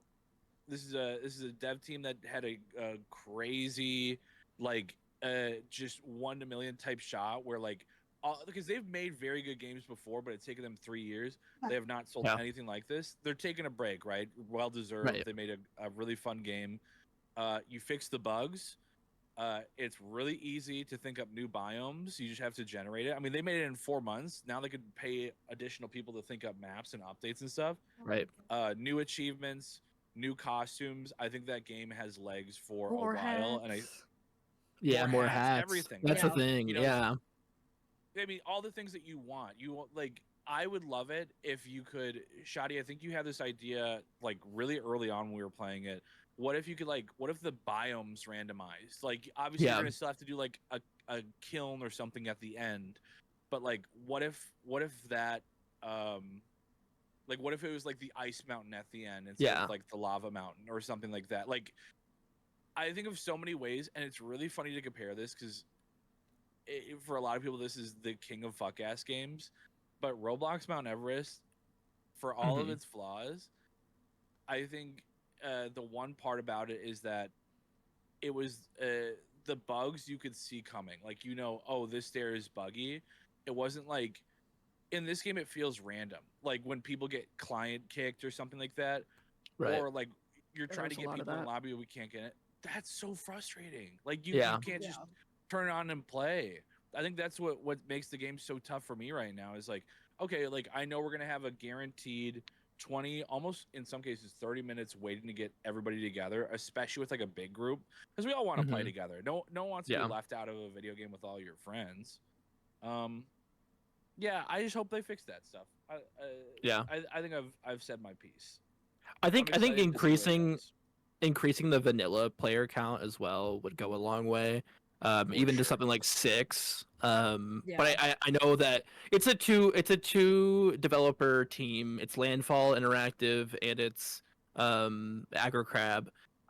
Both of which have made indie games, beloved indie games, but they don't do like as super well. So I think this is also an unexpected thing. Like it's their first month, so I'm kind of willing to give them the benefit of the doubt on that sort of point. Especially because sure. they made such a fun game. Like this is a game mean, where you Too can willing to pop give them in kindness and grace. kindness and grace. Truly, true. That's it, Rabbit. That's it. Yeah, this I think at is, the this end is of the not day, a all multi. fixable problems. Exactly. All fixable Truly. problems. You Yeah. know. Yeah, it's Yeah. not a I multi-million Um, dollar AAA game No. from a Right, established exactly. studio with 30 to 40 people working on it. So Well, they just I don't know about Landfall, but AgroCrab just put out a video just before like Peak blew up, and they were talking about like kind of giving an update, and they were working on Going Under 2, which was their third game, and they had to end up canceling it because funding was pulled from it, just like the publisher didn't see eye to eye with it, and so they just kind of left it on there, but yeah, they're working on the next game after Another Crab's Treasure. So I'm interested not only to see them put more what they do with Peak, but also put more effort into making those initiatives. And like honestly, what's so great about something like this and a success like this is if you have a game. We saw it with Among Us, right? Where Inner Sloth went on to create Outer Sloth, which is a game publisher that of their own creating to fund games that need funding, and especially the diversity of developers out there. Like especially with the state of the industry right now. To be able to have these indie devs kind of take that singular success and turn it into success for others has been really cool. So, yeah. Hell yeah. Artie, what other games were you looking forward to in the future? I know Reanimal and Little Nightmares. I haven't heard any of that out of you. I know you're excited. Yeah, man. I mean, those are the two big ones. I think I haven't been looking at much. Like I didn't even look at Next Fest stuff, so I have no idea what's in there. So much. Didn't even take a look. I don't. Nothing. Yeah, I think right now Little Nightmares 3 is my biggest ticket item. Because I'm super into Little Nightmares. I always have been. It's always been like a staple when it comes to like, oh, what kind of games do you play? Oh, like Little Nightmares is always top of the list. I know I'm gonna think of one later and be like, oh, I should have said that. But I mean, yeah. I think Reanimal and Little Nightmares are my biggest ones right now. For sure. Do you know something so interesting that I found out the other day? So Bandai Namco put out their like reports of like how many copies games have sold. Do you know that the Little Nightmares series has sold 20 million copies? Wow. Like I didn't know it was Wow. that big. Like I like Yeah. it. Like I really like those games, but I'm like I thought they were like they're kind of lower tier like games Yeah. that they're like not that the games are lower tier, but you know what I mean, like Yeah. They're a bit more the niche. the amount of sales, you know, like Yeah. because I don't hear a lot of people talk about it, but yeah. Yeah, I mean, like, I feel like there's not much to talk about with Little Nightmares, at least, because, Right. like, there's not, like, that story that you can just be like, this is what happens, we can discuss this, whatever. I think the Yeah. whole thing is very open to your own interpretation. Because, like, you don't know why you're so small, you don't know why everything is so big, you don't know why everything is so freaky looking, and, you know, why are you on this ship, or what even is it, you know? It's very much like, okay, I played this and I can finish it, you know, in like an hour or whatever. And I can sit with it and think about like what does this mean? Like Right. it's a very personal thing, I feel. And I think that's a big thing, like why you don't see much discussion about it. Artie, I know Perhaps, this is I don't know. your comfort game. Like in terms of like this is Little Nightmares 3 Supermassive, is that correct? That's what I was That's what gonna you took it ask. on? Is Yeah. Yeah. Yeah. Are you nervous about it? I know you saw the Little Nightmares 3 trailers and things like that. Like this is an IP that I think it's one of the only cosplays you've done too, if I recall. Like this is something that you really love. Are you worried at all about it? No. No, okay. I've played a lot of Supermassive games, and I really enjoy all of them from what I've played anyways. So I do think it's in good hands. Do I wish Treasure Studios was still behind it? Yes, Mhm. but from what I've seen, it looks promising. I like that it's our first time seeing a co-op Little Nightmares. I think that's super cool. Um, Yeah, I'm thinking. yeah, I don't know. Best Story would be a perfect book club game when it comes out. for sure. Will you I'd be be playing very into it. Reanimal? That's Yeah. the one with the original devs, yeah. Mhm. Yeah. Yeah. That's something that Luffy and I have definitely talked about playing when it releases. No It is question. interesting to me that they split up from Little Nightmares and they Right. go off to make another co-op. So like you never get to hear the full story until the NDA is clear, right? Like years later. Right. I'm very interested to see what the key gameplay differences are. Because, I mean, again, $20 million game. You've held the IP. You've done a great job. Why 20, do you 20 leave million in now? sales. 20 million in sales, but like, Yeah. but extremely successful game. Yeah. And you've held it for years. Why do you leave now? And I am Right. very interested to see. I assume it's probably because the co-op mechanics you were not getting the full creative control, so something has to Yeah. be different. Yeah. I wonder if Yeah. Bandai Namco is also going in a different direction with it too. Probably. You know, we rarely get those stories even after, but you know, sometimes it's just like a you know creative differences thing, you know. So Yeah, pretty much. Yeah, I think that's kind of all that I have. Luffy, if you want to take the stage. Sure. Recently I have played what I consider the game of the year, which is Death Stranding 2. We've talked about Death Stranding 1, but I think Death Stranding 2 does deserve at least a second of my attention, especially if I'm considering a game of the year. I think the reason I think it's game of the year primarily is I feel rejuvenated in my love for long story games. I feel like my ability to like have the patience and going back into it has really I feel like much more gung ho about playing games that I have not picked up in years, and like walking them all the way to completion.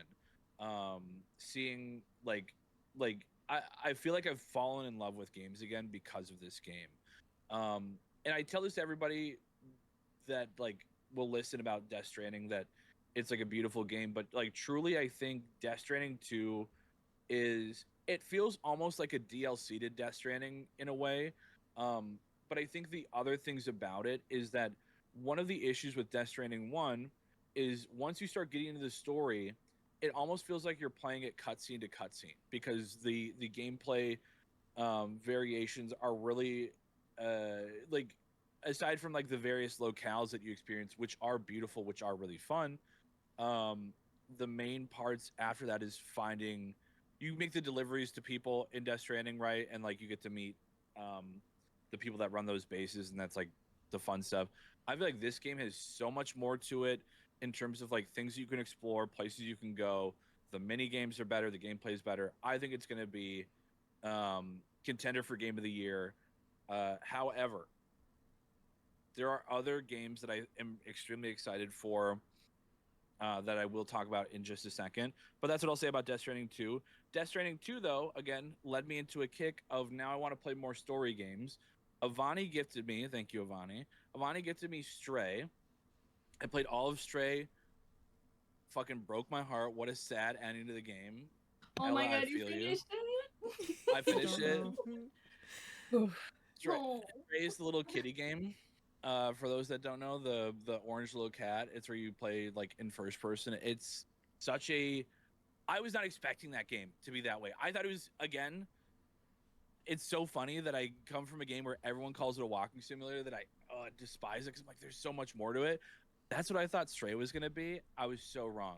There's so many fun characters there. You get to make fun with all these robots. There's so many Easter eggs. Like the devs really put a lot of love into it.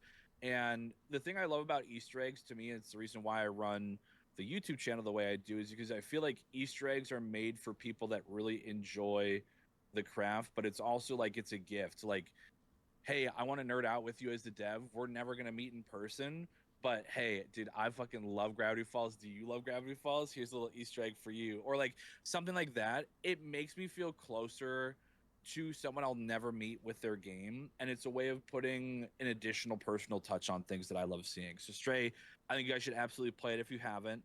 Um, because of Death Stranding 2, I'm going back into playing Metal Gear Solid. So I beat Metal Gear Solid. And again, these are all games that I've beaten within the last 10 days, I want to Yeah, say. like 2 So like weeks. Yeah. like it like Death Stranding 2 has been like, oh, let's keep I'm like hungry for games right now. It's like really invigorated me. Metal Gear Solid, boy, that's a fucking abusive game. That is, I will tell you, Yeah. it's really funny because I kind of realized there's very long parts where the elevators are taking you to and from places. And I think it's like Kojima's way of like, there's so much dialogue and exposition. Like, it's kind of your way to make up for it. So I can kind of, Shadi likes to call them the vistas in Death Stranding 2, but it's like the reason you're exploring is like it gives you time to like digest the story. That's kind of what the elevators do. But a lot of Metal Gear Solid, I think even if at the time I think these would be abusive things, they have you backtrack through the entire game, which including loading screens probably takes 20 minutes to go back and grab one item, then backtrack again. Like there's a lot of painful things going back to this story, but I think it's fun. There's a lot of cool stuff like I made a short about Psycho Mantis. That whole boss fight's crazy, but they have this scene where they're torturing Solid Snake, and one of the things at the time, uh, to like simulate torture, they would make you the player button mash multiple times in a row so your hand would cramp up to like simulate like a stressful scenario. I was like, that is such a cool way of like thinking outside the box to like get you immersed in their game. You know, it's like I think that makes me really excited. The last one, Artie, you saw me play this game on stream. The New Flesh. This is free on Steam. Mm. This is, I think they're saying it's a demo, but it seems like it's in the most complete state it could be. Like a prologue, it seems. It's not even like a prologue. Like it's like because you get to an ending, but Okay. It could be like how fish is made in mouth washing, perhaps. Yeah. One of those situations. Absolutely. This game, bananas. First of all, it's absolutely just a game that you experience. It reminds me of like old point and click games. because truly that's like as close as you can get to it. Like where there's no real point to the game. There's like a small objective, but it's really about exploring things like, oh, what does this button do? Type gameplay. And it reminds me a lot of a game that I always recommend to you guys, which is Ina Dream Barbecue, because they're very similar in the fact that they're like a very strange out there experience. It really doesn't have a cohesive story to it. Ina more so does. It takes a long time to figure it out, but it's very much like a weird kind of world that you're existing in. I recommend both of those games, by the way. They're free. They're in Steam right now. They're like a 2-hour play commitment. It's like maybe 3 gigs between the two of those games, and I think it's just worth the experience. It reminds me of Yume Nikki, which I got into a little bit, where it just feels like, oh yeah, we just made a weird game for you to run around in a weird game, you know? Yeah. It kind of reminds me of like I don't know if you know LSD Dream Simulator on the do, yeah, PS1. it feels very much like that. It looked a lot like that, where it's just kind of like showing you an experience and like just setting. I don't know if it has like a soundtrack to it, but that's kind of like another thing that LSD Dream Simulator did like really well. Is just have this kind of a vibes game, you know. So That and what is the game Fata Batula, which is also Yeah. very similar in that vein. That got me looking at games for Steam Next Fest. Hypnagogia, which is like all of those games I just mentioned, but it's like PS2 graphics. It reminds you of like, it has kind of like a Zelda dialogue. That game looks really fun, so I got that from Steam. Who's Lila, which is like a kind of like, if you guys know like what is the game? Hold on. It is called.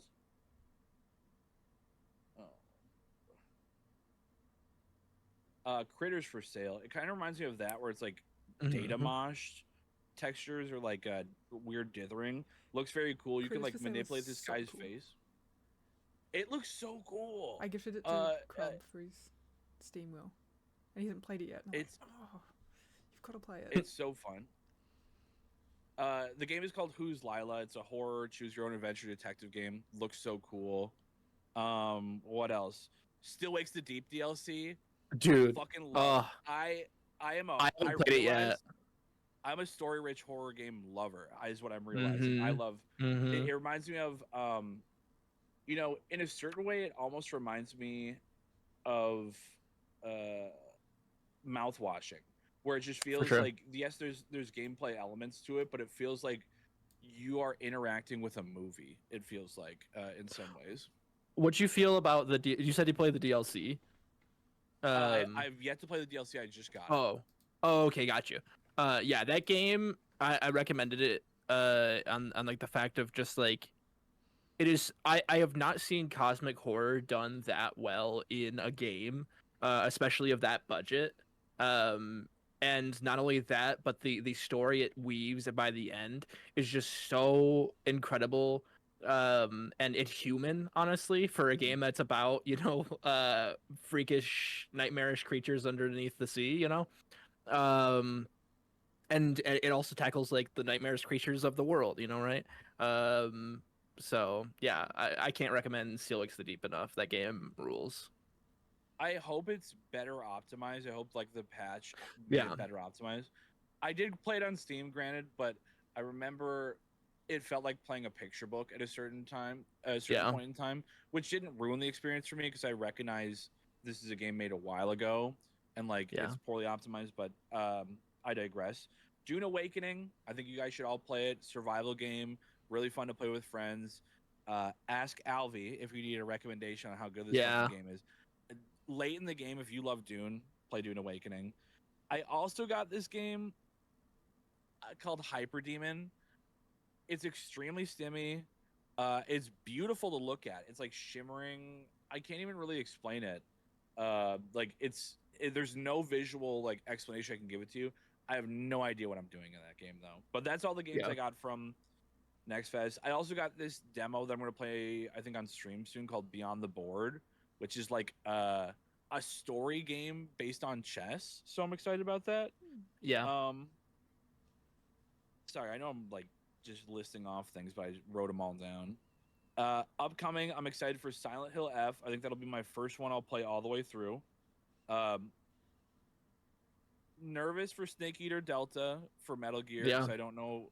It's totally in Konami's hands. They're also doing like this thing called Fox Hunt, which is like different than Metal Gear Online. I don't know. We all talked about Look, Little at the very Nightmares least, Animal. At the very least, it looks like they're doing like baseline exactly how the game is, just with better graphics. So at the very least, I feel like it's going to be decent. But I wonder how that gameplay design changes, like the level design changes because it's like MGS5 perspective, like rather than the perspective that it originally was. So I think the fact that Kojima has no hand in it makes me nervous. for sure. Last 4, Ghost of Yote. Started Ghost of Tsushima because Ghost of Yote looks beautiful. Found out Erika Ishii, my goat, is doing the voice acting of that. Ninja Gaiden 4. Skate 4 is coming out. Can't wait for Skate. Fucking first Skate game. I think the last Skate game dropped when I was in middle school. And then I have to mention it. Pokemon Legends ZA. I'm not excited for this game whatsoever. I'm a huge Pokemon fan. Not excited for this one whatsoever. Those are all my games. And I also want to play Date Everything and P5 Phantom X's. Actually, Luffy, I think, weren't you playing another game with the catnip? Another game with a catnip? Yeah. One of the side characters is a cat. No, I don't. Wasn't it dating sim? No. Were you there when? It's on like the tip of my throat. It was, yeah.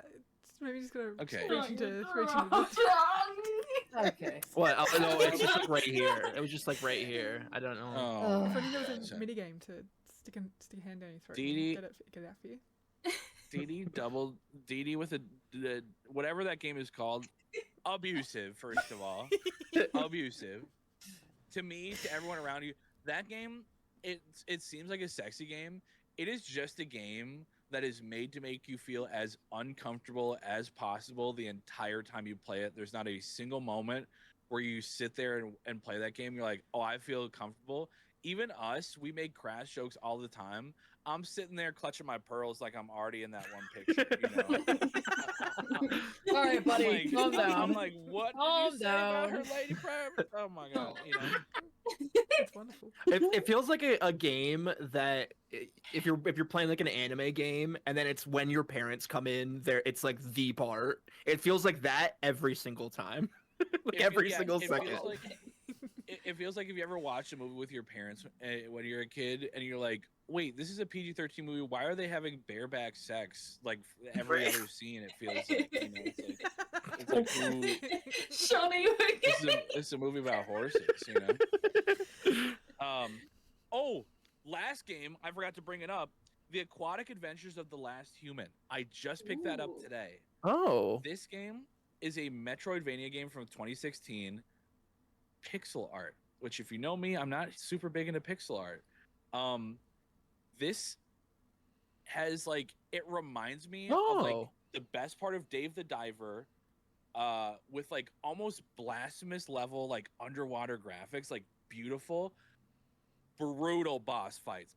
I got my ass kicked. What's it called? First boss. It's called The Aquatic Adventure of the Last Human. Let me put it in the chat for everybody because that I got you. That's like a Wes Anderson mouthful title, Y'all, this game, abusive.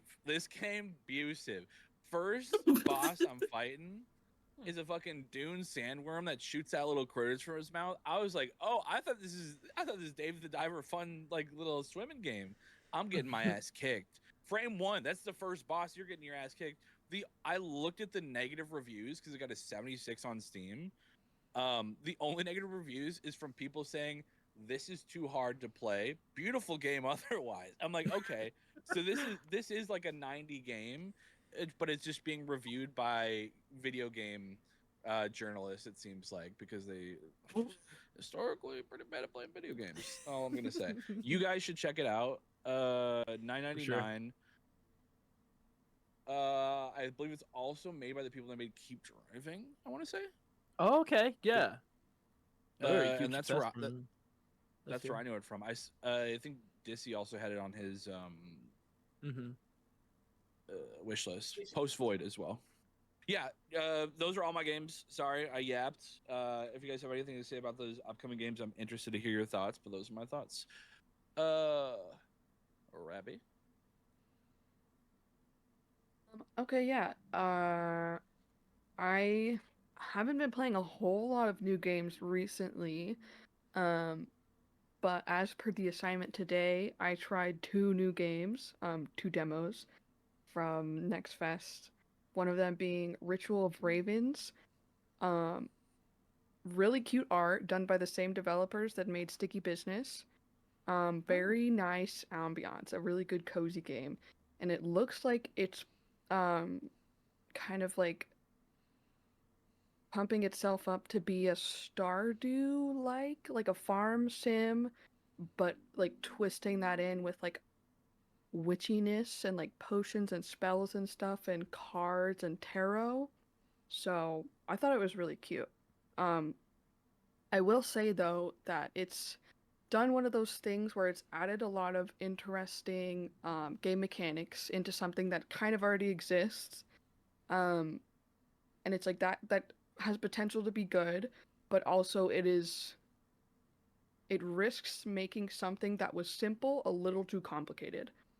And I haven't really decided which end of the spectrum it's tipping towards yet. I haven't even finished the demo. I was playing it for over an hour and I still didn't finish it, but it's like a lot. It's a lot of info to take in. But, like if you're just hanging out playing a cozy game anyway, I feel like it's probably worth learning how to play. So highly recommend that for people that like cozy games. Yeah, love this art Um, style. Yeah, it's awesome. Wonderful art The style. soundtrack is really good too. The other one that I got into, No, I'm Not Human. Oh yeah. Artie, I don't know if Oh. you've played this, but it's pretty It's on freaking my weird. list. Yeah. You should, yeah. I haven't gotten through the demo on this one either, but it's like and it's so simple and it's not like super high graphics or anything. It's very like point and click adventure, um, but it's I can feel it's one of those horror that's building tension, and it's just putting you in this uneasy scenario, and it's just forcing all of these unpredictable choices on you where it's like I don't know if I'm gonna regret this later, but it's awesome. Basically, the premise of this game is that something is happening with the sun, like the sun is dying, right? And so every day the sun comes out in the sky, it's like incinerating everything. So everyone's got to stay inside or they die. So your protagonist is this guy who owns a house, and his neighbor is like, "Hey, dude, shit's about to hit the fan. You're gonna have to let people like in at some point because I hear that these visitors come and attack people that live alone." So he's like, I don't know, I don't really like people. So anyway, that's basically the premise of the story is like you are this person who is living in your house alone and you have neighbors and other people that you know, but all of a sudden a bunch of strangers are coming to your door asking for shelter. And you risk letting in something that's I don't really know like how the horror aspect works, but they call these things visitors and they're like not people, and they have certain ways where you can speculate who's not a real person, and it's a really interesting concept, and it's like veiled in mystery, and I really like it so far. So I definitely recommend that one. Right, but have you been making It- sure it to look kinda out the s- windows? You know? Yeah, you peek out the windows to see what's going on outside of your house at night, and it's like day by day, or I guess night by night, as time goes by, you start to see weirder and weirder shit. Yeah, I have this demo downloaded, and I am definitely gonna be checking that out because um, it sounds like a lot of like the premise of Look Outside, I was just another thinking game that. that came out Yeah. just this year, where it's just like there's there's something going on, but you don't really know. You just kind of wake up in your apartment, and then all of a Yeah. sudden you're going through each apartment, and things are getting weirder and Yeah. weirder and weirder as you go Yeah, on. So and it's I love a interesting good because if you horror. think about, yeah, if you Mhm. think about the situation, like the scenario where you're stuck inside your house and it's not safe to go outside in the day because it's like you'll die, or at Right. night because there's like things out there trying to kill you. And at the same time, you're trying to gather as much information from the radio or the television as you possibly can. Yeah. It's good. I think it's effective. Yeah, for sure. Hope it has a good payoff. Yeah. That's the one thing that does suck is like, especially when you start something and it's so good at the start, especially for a demo. And what I find with Next Fest demos is the fact that, you know, you'll start off and you'll be like, oh, an hour in, I really like this, and you don't want to play anymore, even if the demo still goes on, because you're like, I want this, you know, still in the game. Yeah. So it's always hard to tell, like, because there's a couple of like, demos that I played for Next Fest that I was like, all right, is this gonna be good for 30 hours, you know, or whatever? So Mm-hmm. Yeah. There's been I haven't gotten to all of them obviously, but there's a couple cozy games from Next Fest that I'm really excited about trying for out. sure. Like there was a gardening simulator one that looked pretty cute. I'm excited about that. Are there any but yeah. particular that you're wanting to get to first? Oh yeah, let me look at what I downloaded. Because I downloaded There's- I don't like 65 demos for Next Fest, and I'm just like, I'm not gonna get to all of these, but I know I'm, Yeah. I'm gonna enjoy every one of them. Oh, the first one that comes to mind. It looks so fucking cute. It's called Gecko Gods. Oh yes. That was on my list And as it's- well. It's like explore a mysterious island archipelago as a tiny gecko. Mm-hmm. You're a fucking Yeah. gecko. It looks so much fun. You Oh have my gosh, I played the demo for that. It was so cute. I can't wait for it to come out because I will definitely buy it on Switch. It's a Switch Oh, game. it looks so good. Yeah, it looks super cute. Like he's in a little boat. Oh my god. It makes these little chirping noises. Oh. It's very cute. So yeah, I'm excited to try that. Yeah. But aside from that, the most game time I've had recently has been on Peak. Wonderful game. Yeah. Shorty, Wonderful, chaotic. Wonderful and chaotic. Yeah. Shorty Cleaver has a question for you. Okay. Cleaver would like to know why does it look like you've been kidnapped? With your Why? background. Oh, because of my background. Listen. I'm a purveyor of many things. Okay. So you want the real? You want the truth? Hold on. I'm gonna get a little behind the scenes here. So that's where my wall is, and it just keeps going up that way. So I can't really put a shelf there. I do have a shelf over here. Hold on. I'm just gonna do this. There we go. I do have a shelf over here. There is actually things. Contrary to popular belief, there's things on my shelf. Yeah, from the Final Fantasy VII Rebirth. Shorty, 19 inches of them. Shorty, Brendan Yeah. said it's So it's cute. peak. It's giving Reddit peak my living space. Yeah. There's not a poster on those walls. I know. Sorry. Good morning and God bless. Plants in there, dude. On the Come on, podcast, dude. Come on. There's some plants What in are we there. trying to be look like I'm kidnapped? This is so empty. Shadi, though. It looks like you're reporting to us live from the basement where kids earlier that day underage drank is what it looks like to me. Okay. Are you saying I have a certain joie de vivre? Yeah, a dangerous. I suppose. Listen, okay. I wanted to get some. Did you just Jim plants. Halpert us? What the hell? Wait,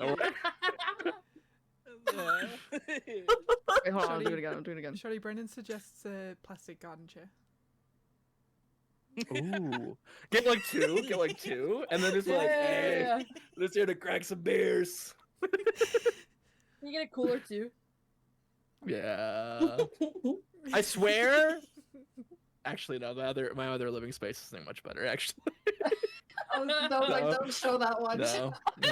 no, not much better. Not much better. Anyways,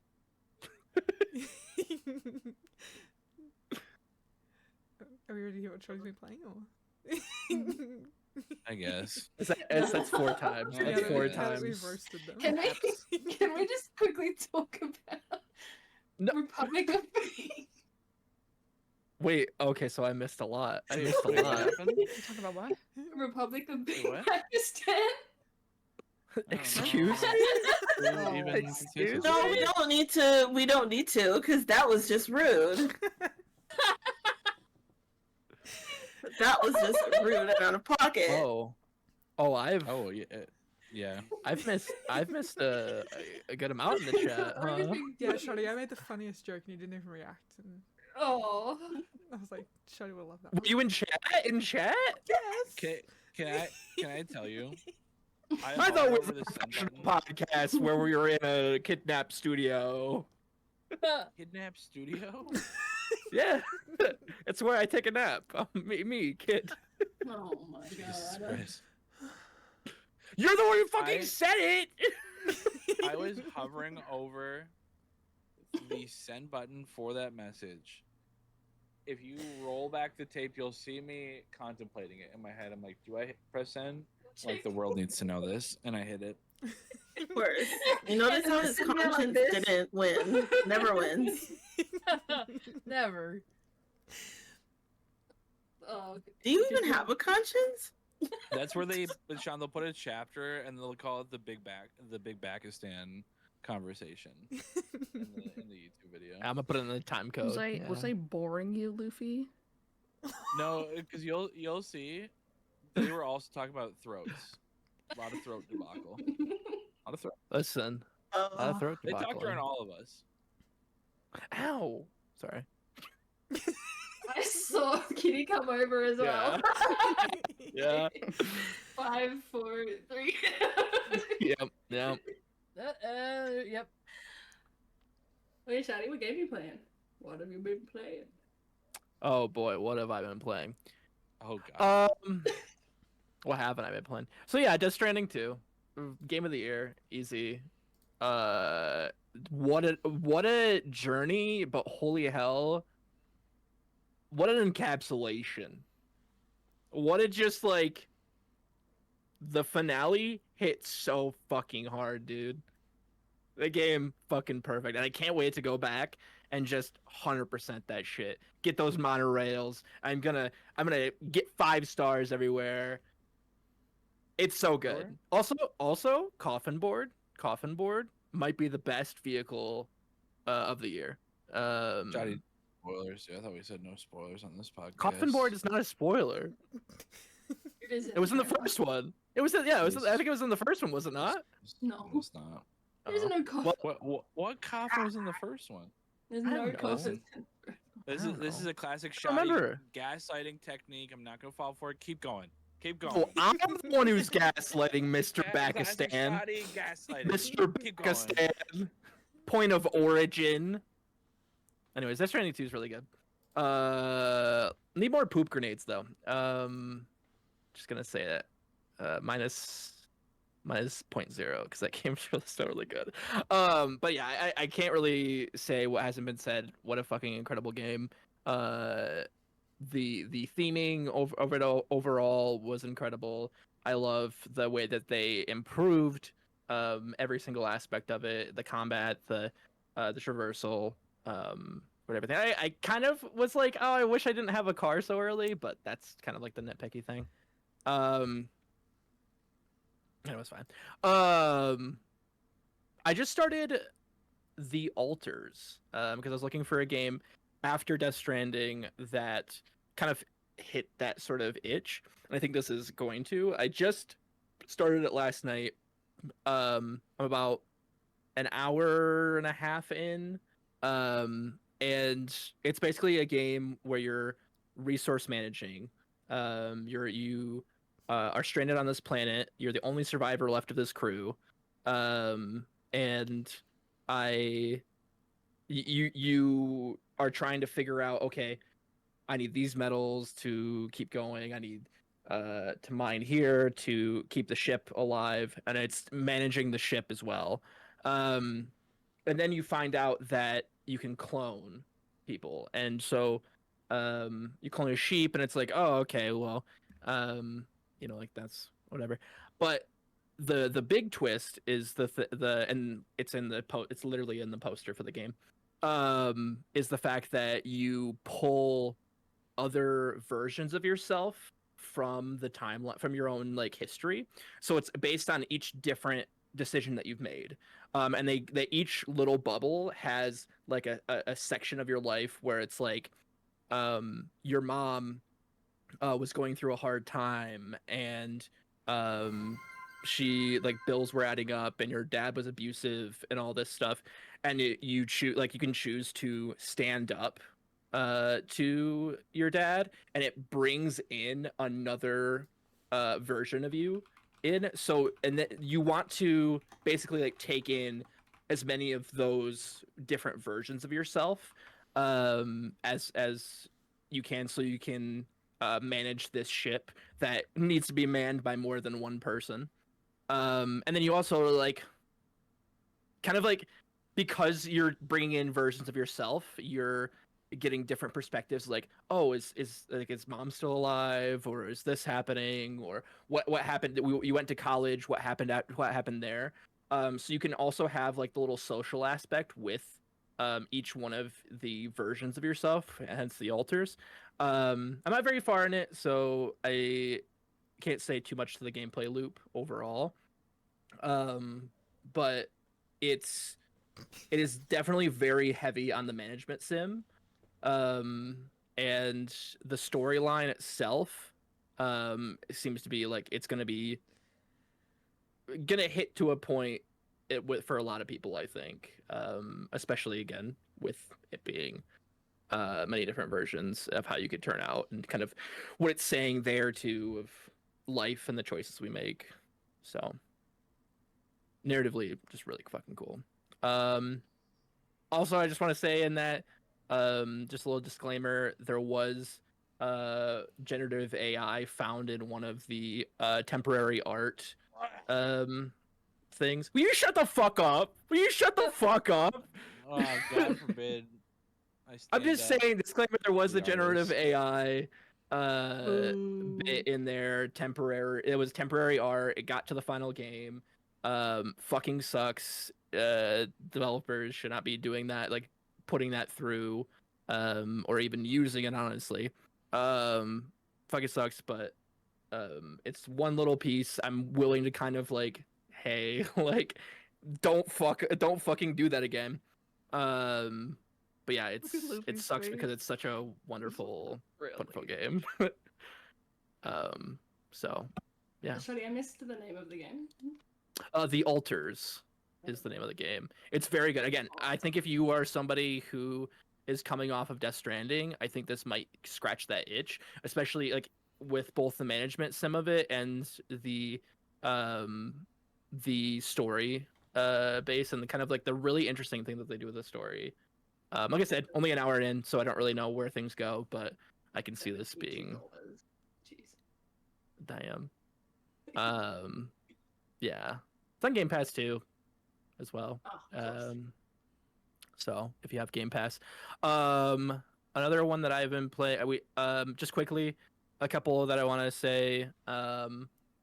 Luffy and I started Portal 2 co-op. I never played Portal 2. I played through all of Portal 1. And God, what? Just still to this day, like, this game is now almost 15 years old, and it just still holds up. Valve can make such incredible games, truly, and I hope they do it again someday. Besides Half-Life Alyx, which is also fucking incredible. You love yeah, the just VoIP because you love. I did. I was so interested to see that they did have prox chat basically in Portal 2. And it's so crunchy. Like, it's very like MP3. So like there's so Luffy and I played it. Oh, it's like the artifacting is so bad, but it's so good. It's like so authentic to the era too. It insists upon itself. It's got a joie de vivre. And yeah, so Portal 2, still an incredible game. I'll probably end up playing it solo as well. finally. I just have added on my list. And then the other games that I've been playing, I played Night Rain, fucking incredible game. Pisses me off to no end. God, can we just get a vote to end button? Because it would fix so many fucking things in that game. Dune Awakening, like Luffy said, a very fun game with friends. It is very reliant on your love of Dune itself. I like the movies. I've only come from the movies, so I don't really know too much about Dune. But the interactivity that the world gives with the worms, with the different spaceships, everything is fucking awesome there. And then the last one I want to talk about for games that I played that are full games is Split Fiction. Another one of my game of the years. Played with Ivani. Just a simple story, but a very heartwarming story about the creative process, and it very much was. It seems like it was taken from a very real place of working with EA, because the villain of the story does look a lot like Andrew Wilson, who is the CEO of EA. So it's really interesting perspective there. But yeah, like I adored that game. The things that it does level to level are just incredible. And definitely my favorite from Hazelight so far.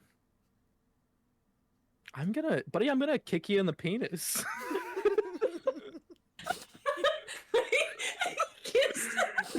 He gets I tried to be so serious throughout the entire thing.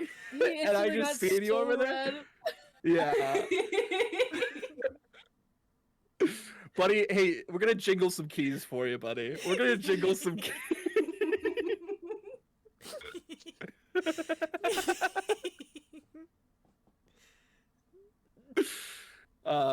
But yeah. CPR? That is a game. So Luffy, CPR wants to know how you feel about the game. One iced latte with your breast milk, please. Yeah, that is a I game. think it's called Elden Ring. It's similar to. We got recommended a Souls-like game today.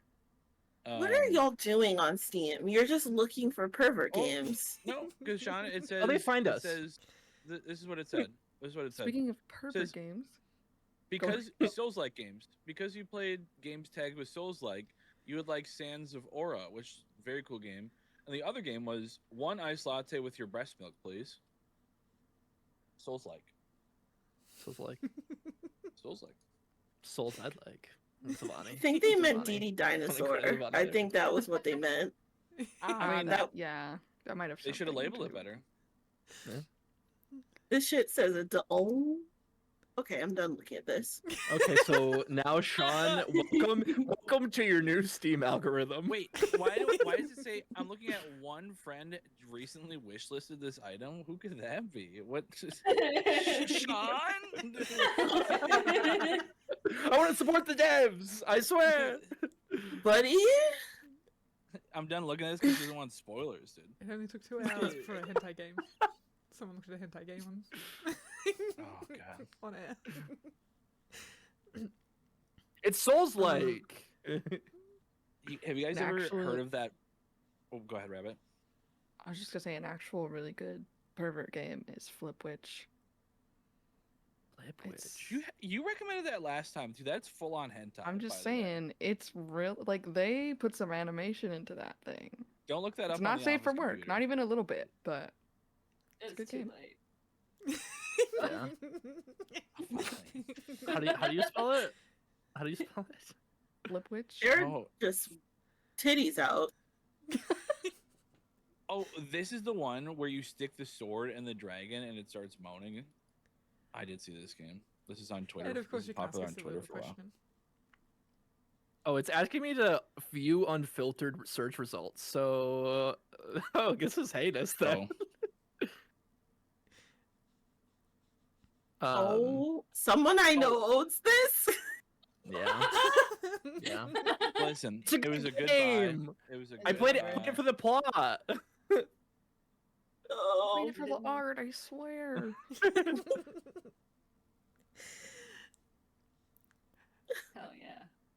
Oh, it's Evils. You We already knew had that it. Evils played this. We already knew this. Edward has a question. Yes, I'm just waiting for it.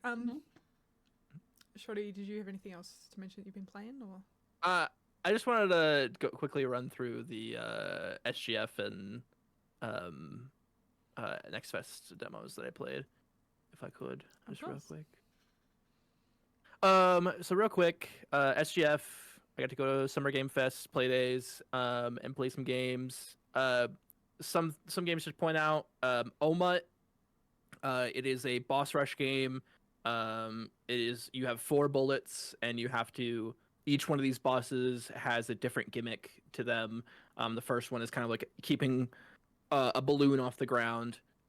Just a really fun game. Very addictive, especially if you love things like Souls games, and kind of like being a masochist. Pedal Runner is like a WarioWare mixed with Pokemon.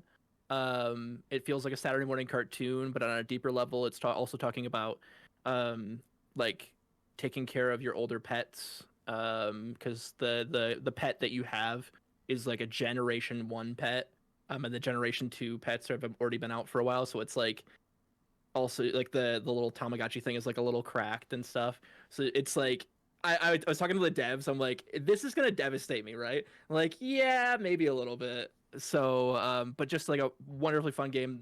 Moment to moment gameplay is just basically Pokemon, but the battles are all WarioWare type mini games where you're like landing a little guy on a mountain. You're flying around, avoiding stuff like it just like quick succession.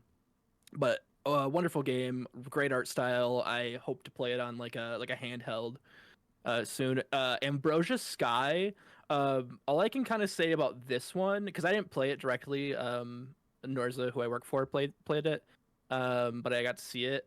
It is a story.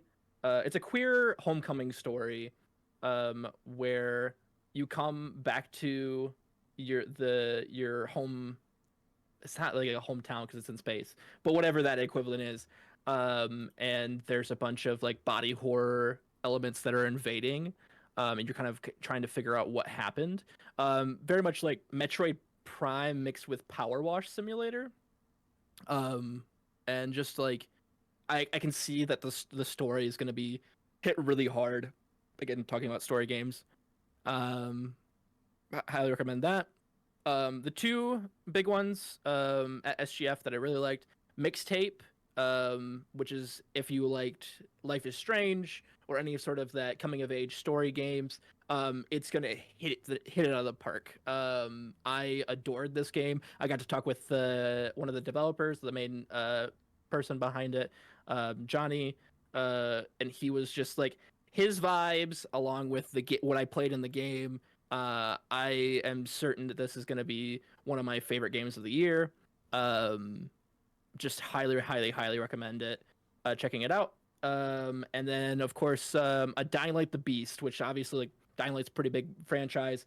I didn't play Dying Light 2, but Dying Light the Beast, the shotgun feels so incredible.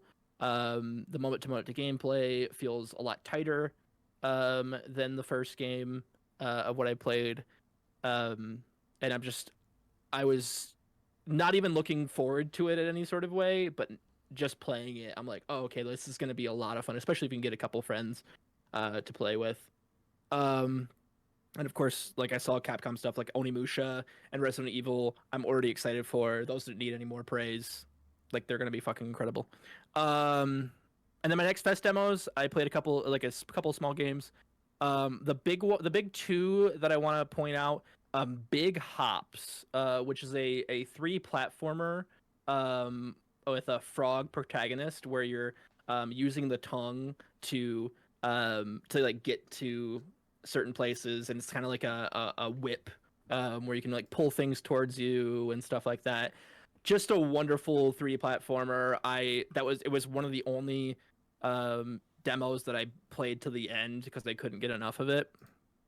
So if you're at all interested in 3D platformers, I highly recommend. I think it's coming out this year. And then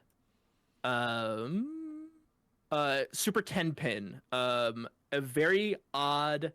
Um, it feels very Nintendo 64, like late 90s weird game that we just don't get anymore. It's just basically a bowling game, but almost set up like Super Monkey Ball. Wonderful breakcore soundtrack. Aesthetics are absolutely perfect. And it looks like it's going to be such a fun little romp to play. Dead as Disco, it's basically Sifu but a rhythm game. They have a couple of licensed songs in there. It's it's just fits that again, it is what I say it is. It's Sifu but a rhythm game. It's Arkham City kind of combat, but you're fighting to the rhythm. And then Egging On, which is basically the next only up, but it seems like it has a lot of polish. Comparatively, you're an egg. You're trying to get skill up on this little tower. Boy, is it hard! Holy hell, is it hard! I could not get it. So if you're looking for challenge runs, like your Jump Kings, Only Up, Bennett Foddy, that's another one that's out there. That seems to be kind of that next big thing.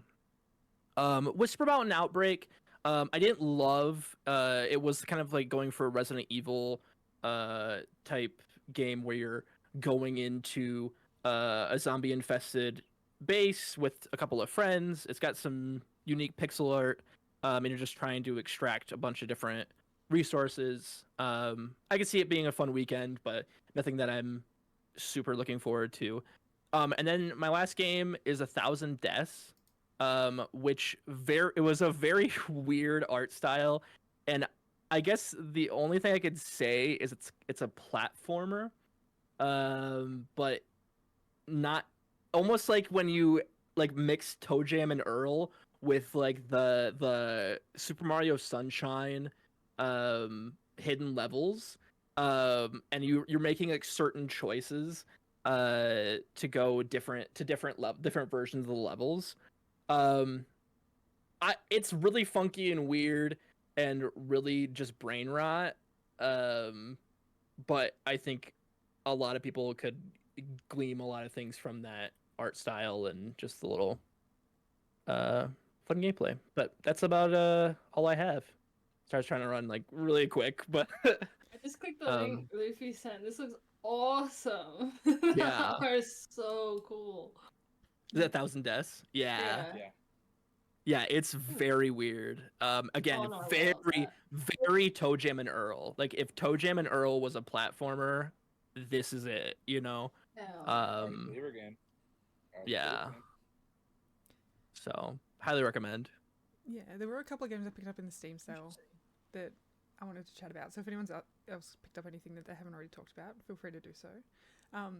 But one of them is Hollow Body, which is like the fixed camera perspective. It's like a short Resident Evil inspired horror puzzle game that just looks so sick. Mhm. It's styled as like tech noir survival horror. Yeah. It looks so sick. I picked up a few Souls likes. Mark of the Deep, which is almost like a Hades perspective art style, but like drowned pirates, like undead pirates. It looks so sick. I played the demo of it. It was really cool. I picked up one called Trench Tales, which I'm a little bit nervy to mention because it's a World War like Souls like shooter. So I'm like, it could be either really good and really based, or it could be really, really this is made by some not nice people. So we'll see. We'll see. I picked up Nine Souls, which I'm so excited about. Ooh, hell yeah. Oh, hell yeah. Yes, I picked up Crow Country. Oh. Fucking love that game. Oh, I love that game. Yeah, I picked up Frog's Adventure, which is a little like point and click hand drawn game about a frog looking for a fairy. It's got a super cute hand drawn art style. So I'm super excited to like play that. I picked up Indica, which I was shocked to find out is nuns. This whole time I thought it was like a Muslim inspired story. and I didn't realize they were habits. I thought they were like hijab. So I was a bit shocked when I was like, oh, okay, it's nuns. Okay, I'm slightly less interested than I was, as if it was a Muslim horror game, but I'm still looking forward to it. I picked up Soma. I picked up Journey. I picked up Soma. Monday, which is like a horror walking sim with a hand-drawn art style. So yeah, I picked up some cool ones. I picked up Squirrel with a gun. You picked up a ton. I Yeah. picked up Squirrel with a gun, which I'm Hell also yeah. so excited for. Okay. Squirrel with a gun. Hell yeah. Yeah. You also pinged one. There's two games that I just want to say. Prison of Husks, which is like a PS1 style Souls-like game, looks fucking awesome. Like it looks incredible. I don't know if it had a demo. I didn't get to play it if it did. And then the one that I played last Next Fest, but I don't want to see anything more because I'm ready for it. Holston is another one where it's like a Resident Evil, Silent Hill type with a fixed perspective, but then it's 2D over like isolation or isometric, and then when you go into shooting, it's third person. Just a really cool looking game. I can't wait for it to come out. Another one I just wanted to shout out. Yeah, Luffy also gifted me Akimbot. The action adventure platformer, which looks so sick. And yeah, Luffy was like, oh, it's like the next Ratchet and Clank kind of inspired. So yeah, I'm super It won't be excited one that. for one for what I've heard. Yeah. I've heard like it's if you're going to expecting Ratchet and Clank, like Ratchet and Clank will be, like it's hard to top that game. Yeah, But I feel like in the trailer I absolutely, can if you're see some influences from it. Yeah, absolutely, I think like, the little Go ahead. robot and you going through space, absolutely. yeah. And I was to say the devs have kind of not hidden from that either, because I remember getting a press release from that, and they're like, yeah, it's very much Ratchet and Clank inspired. So if you like that, book a demo, you know. yeah, So big Ratchet and Clank enjoyer. And I also picked up Wu Mhm. Chang, Fallen Feathers, which is the Chinese Ming Dynasty. I'm excited So I for was that. like, I really want to play so- that. Oh, I pre-ordered it. Pre-ordered the deluxe edition with all the fashions. So when that You comes got out on busy the during this Steam 24th, sale. when it comes out on the 24th, I'm playing it. That's gonna be my next it's Souls-like. Wu Chang Fallen Feathers. I think it's pronounced Yeah. Wu Chong. Oh, They possibly. were corrected. The devs were correcting me on the my mistake. there. So I was like everyone was like, it's Wu Chang. Like, that's Wu Chang. But yeah, it seems like a lot of people were very excited for it. Like the vibes were really high. Yeah. At Nexus or at SGF. So yeah. If we're just talking about cool shit, there's two games that I really like. This 4-5 Parabellum Bloodhound, and then Nightmare Operator look cool as goddamn hell. Oh yeah. 4-5 Parallel. Well, first off, coolest fucking name I've ever heard of in my entire life. It's like it's an action game with like PS1 graphics. It's based on time. It's like inspired by Signalis heavily, and Resident Evil, of course. And then the other one, Nightmare Operator, is like a horror shooter game where you hunt like yokai, in like a destroyed Tokyo setting. It's fucking cool as hell. To be announced though, unfortunately, but hoping to see them soon because those games are excited. Yeah. Take your time. Take your time. Yes. Did anyone else want to mention anything they picked up before we jump into book club? I heard Luffy complaining about Yumeniki the other day, so I downloaded that. Fuck yeah. No, and then I'm late to the party on it, but Grace top goals. Greece, Such a yeah. good game. I'm So good. keen to dive into those. I need to fill the death strand. Are you gonna go into Like a baby. after Greece? Are you gonna go into Neva I think so, yeah. afterward? I think so. yeah. I feel like Yeah. I see the dog in there, and I'm like, no. Yeah, I 'cause see saw you. I Luffy see what play a you're little doing. bit. I saw Luffy play a Yeah. little bit, and I'm like, Rip my need heart that. out. I need some of Mhm. that. Yeah. Edward, shut up. Yeah. Grease. I just wanted to remind everybody, if you liked anything that we talked about here, please give it a wish list. It helps the devs out quite a ton. And if you played it and you liked it, give it a review, because not only many people do that, and it again helps devs a ton. If you want to see the more of the games that they make. The book club. A little overview of how that's going to work. We are going to pick a game, and we're going to play it. Chatters, you are welcome to pick up the game and play along as well. We'll try to make them not super expensive AAA games. So like that, if people do want to play, they're not paying an arm and a leg to do so. So yes, we picked out our first game, which is such a secret that nobody has ever uttered the words before.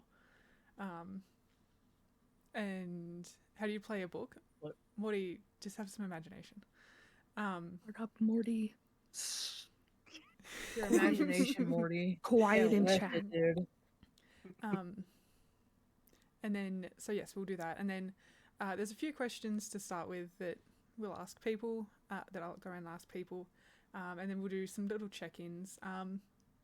The game isn't long. I don't know if we'll do a mid-break or if we'll just maybe push through and finish it. We'll see how people are feeling in a couple of weeks and see if they're like, yes, I've played kind of the allotted amount that we've set aside. I would really like to keep playing it in the next month, and we'll just push through and finish it. But Shoddy, would you like to do the honors, because you already have?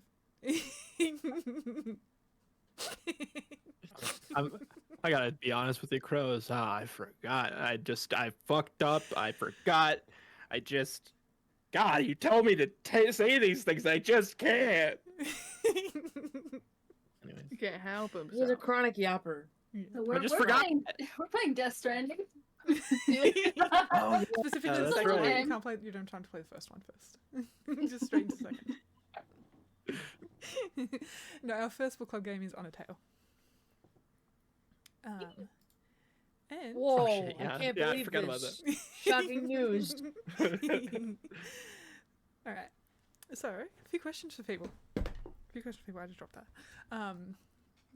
So, question one. So, what's been people's exposure to the game? Have you played it? Have you watched it? None of the above? Some secret third thing that has escaped my ability to comprehend it? You can just pipe in. That's right. I have watched partial playthroughs 2 times via Non and Crub, and then I've also been watching the sequel Deltarune here and there, so that's my only experience with it. Yeah, I think I watched a playthrough years ago, a very long time ago. I don't really remember much. I remember thinking it was really cute, and a little while ago, station, and I hated battle mechanics. I play very much. I kind of get stuck. But everyone has been telling me it's way better on. And a little somebody sent me. So we're gonna play Undertale. I'm excited. It looks. Funny, It you looks do really keep sweet. cutting out every now and then. That's really cool. Love that. Oh, bro.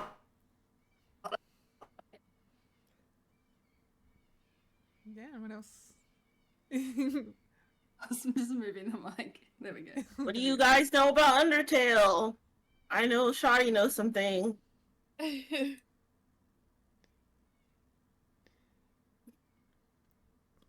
Shoddy? I don't know.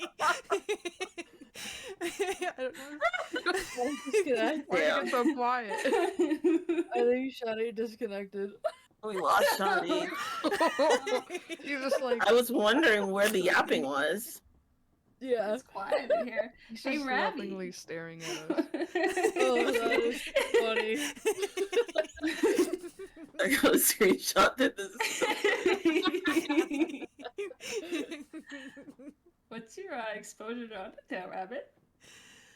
Right. So yeah, my initial exposure to Undertale, I believe, was I watched Jacksepticeye's entire playthrough, I think that's what I watched. and that was amazing. He was one of those big creators that was fortunate enough to get to the game before the rabid fanatics like jumped down his throat for making, questionable decisions, or just like not even questionable, just like approaching the game in a way where you don't already know what's going to happen and you're not trying to make something happen. You're just entering the game, playing it, and learning from your experiences.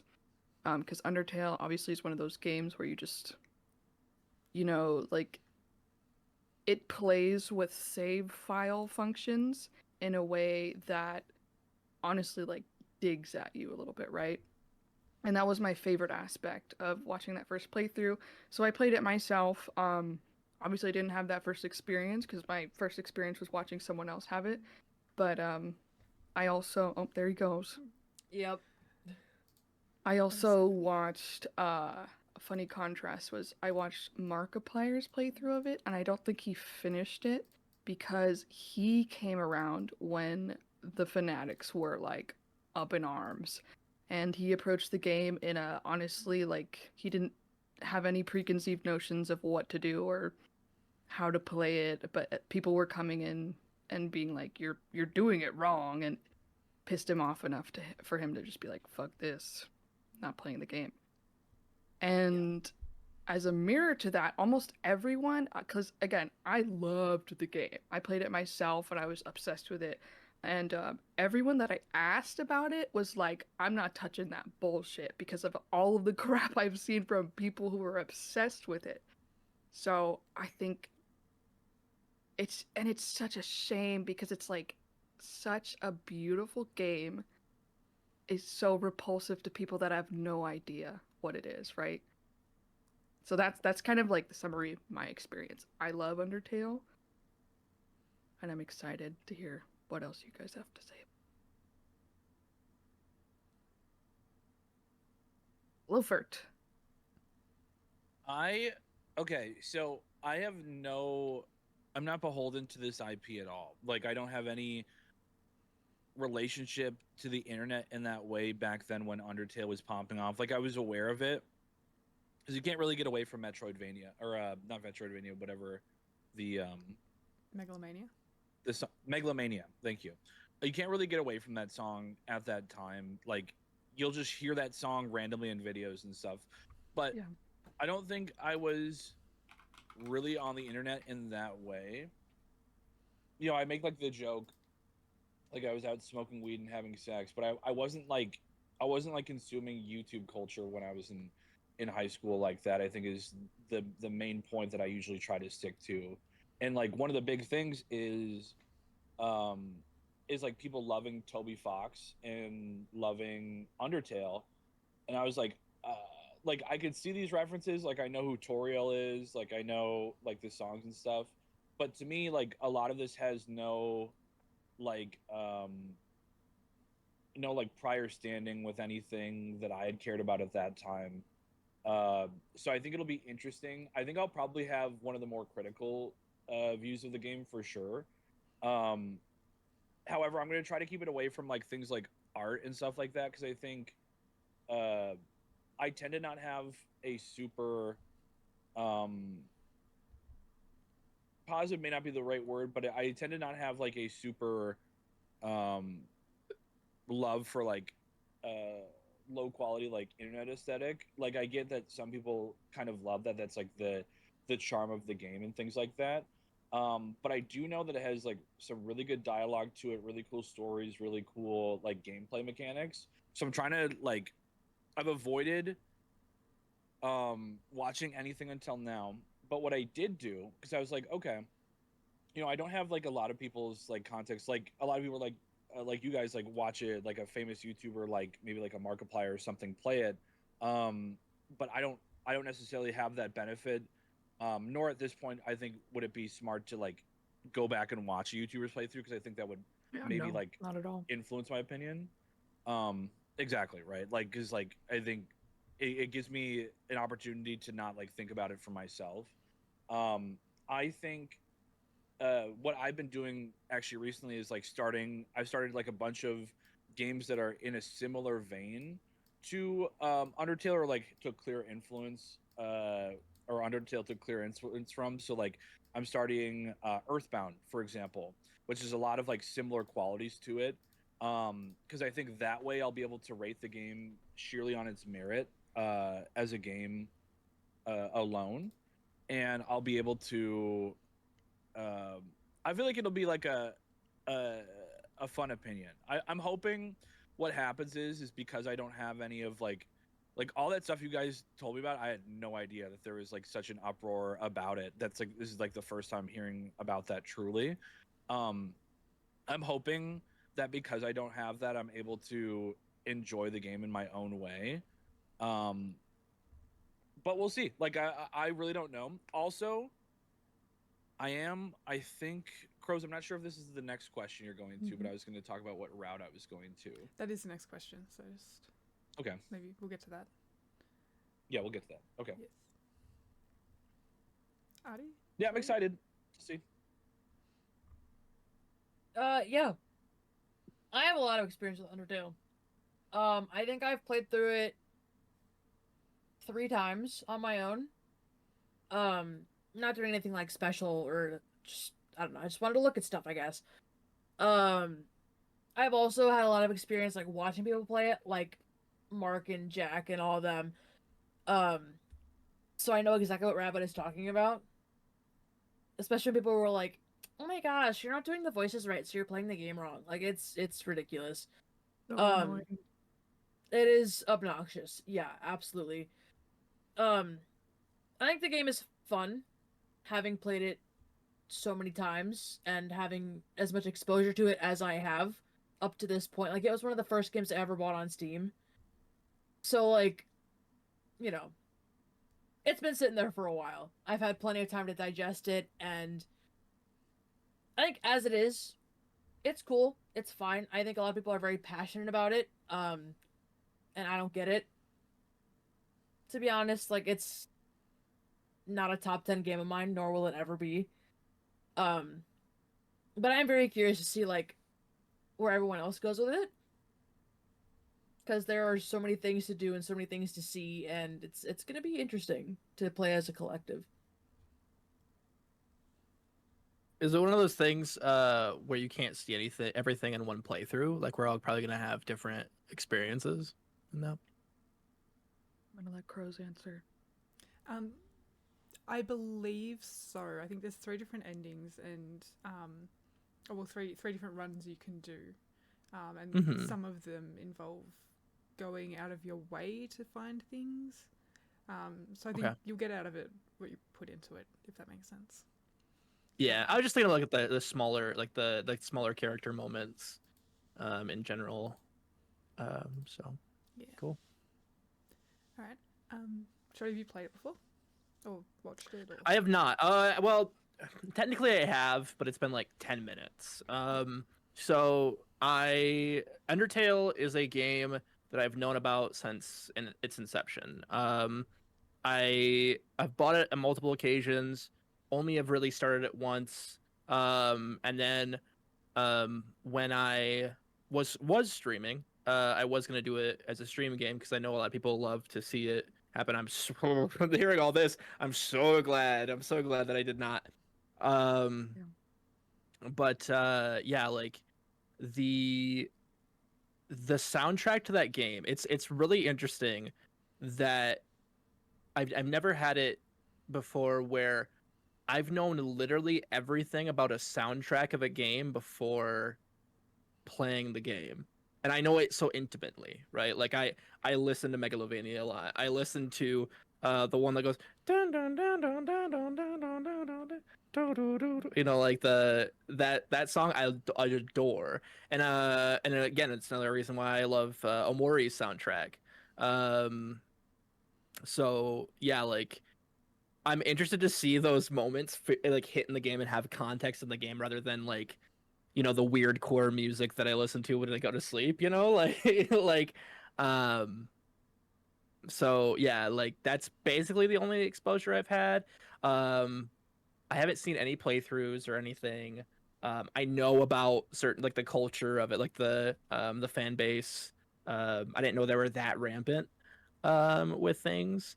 Um so yeah, I'm excited to actually finally get around to play it, especially because it's one of the two games that I was gonna come back to stream with, and I don't think I'm coming back to stream. So like, hey. Yeah. Yeah, I've never played it and I've never watched it. Literally, the only thing I know about it is Megalomania, so it'll be completely fresh for me. All right. What kind of runs do people think they're going to attempt? So for those that don't know, there are 3: pacifist, neutral, and genocide. And why are you leaning towards that? If you have played it before, also keen to know what your first run was.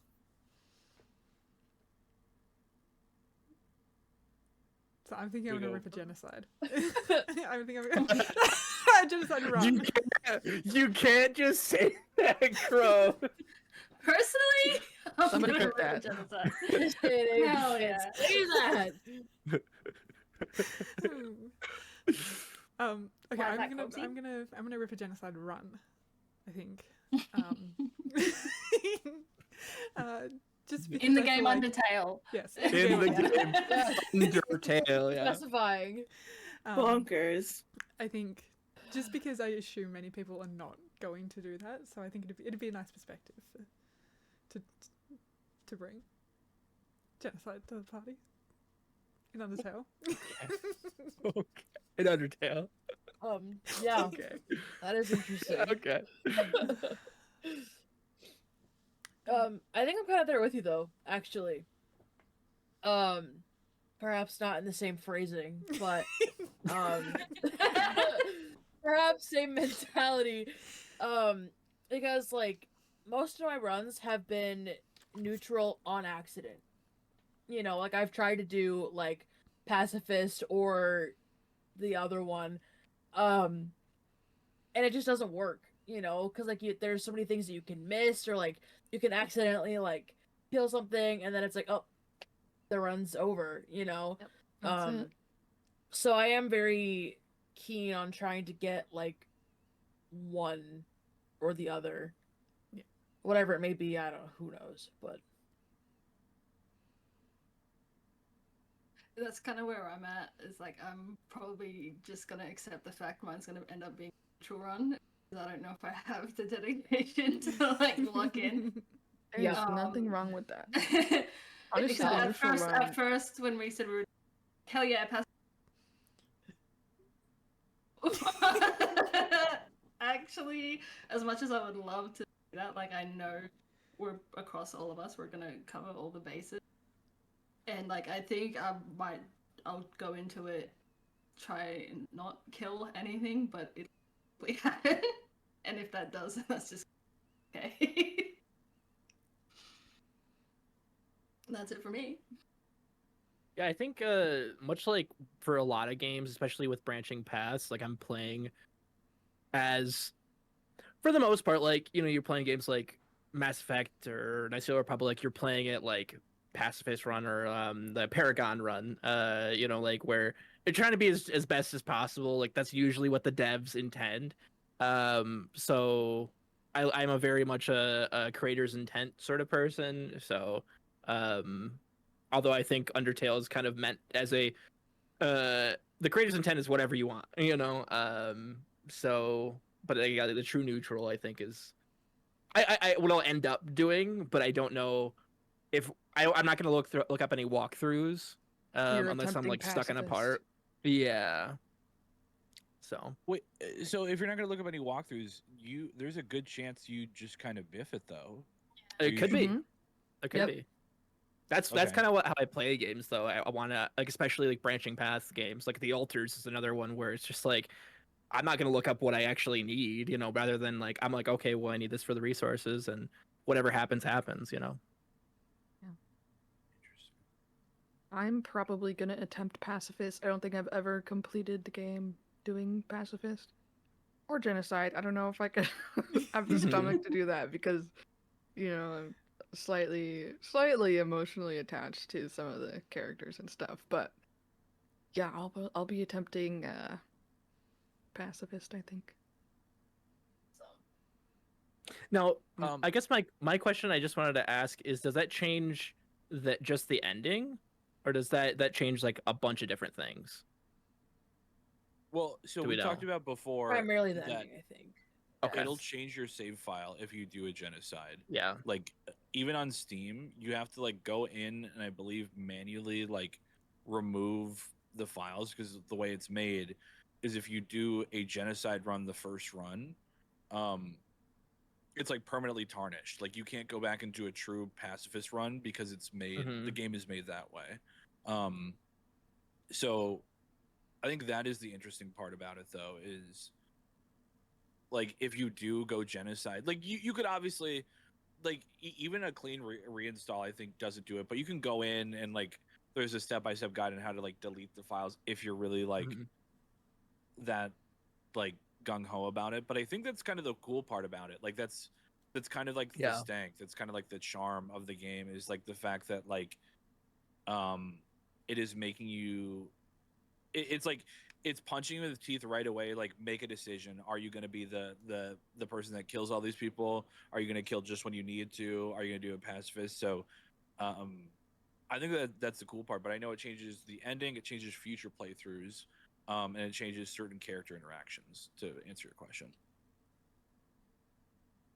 like certain characters will remember you killed them in the past or something like that if I recall correct me if I'm wrong I've never played the game so if you guys know but I believe that's what I read when I was I just looking own up. it 'Cause on they- so many platforms. I I'm think not if even you worried about succeed, it. that's the case. because they have what's called a pacifist run and then a true pacifist run. And I remember when I was looking it up, like, what is, like, what's the difference?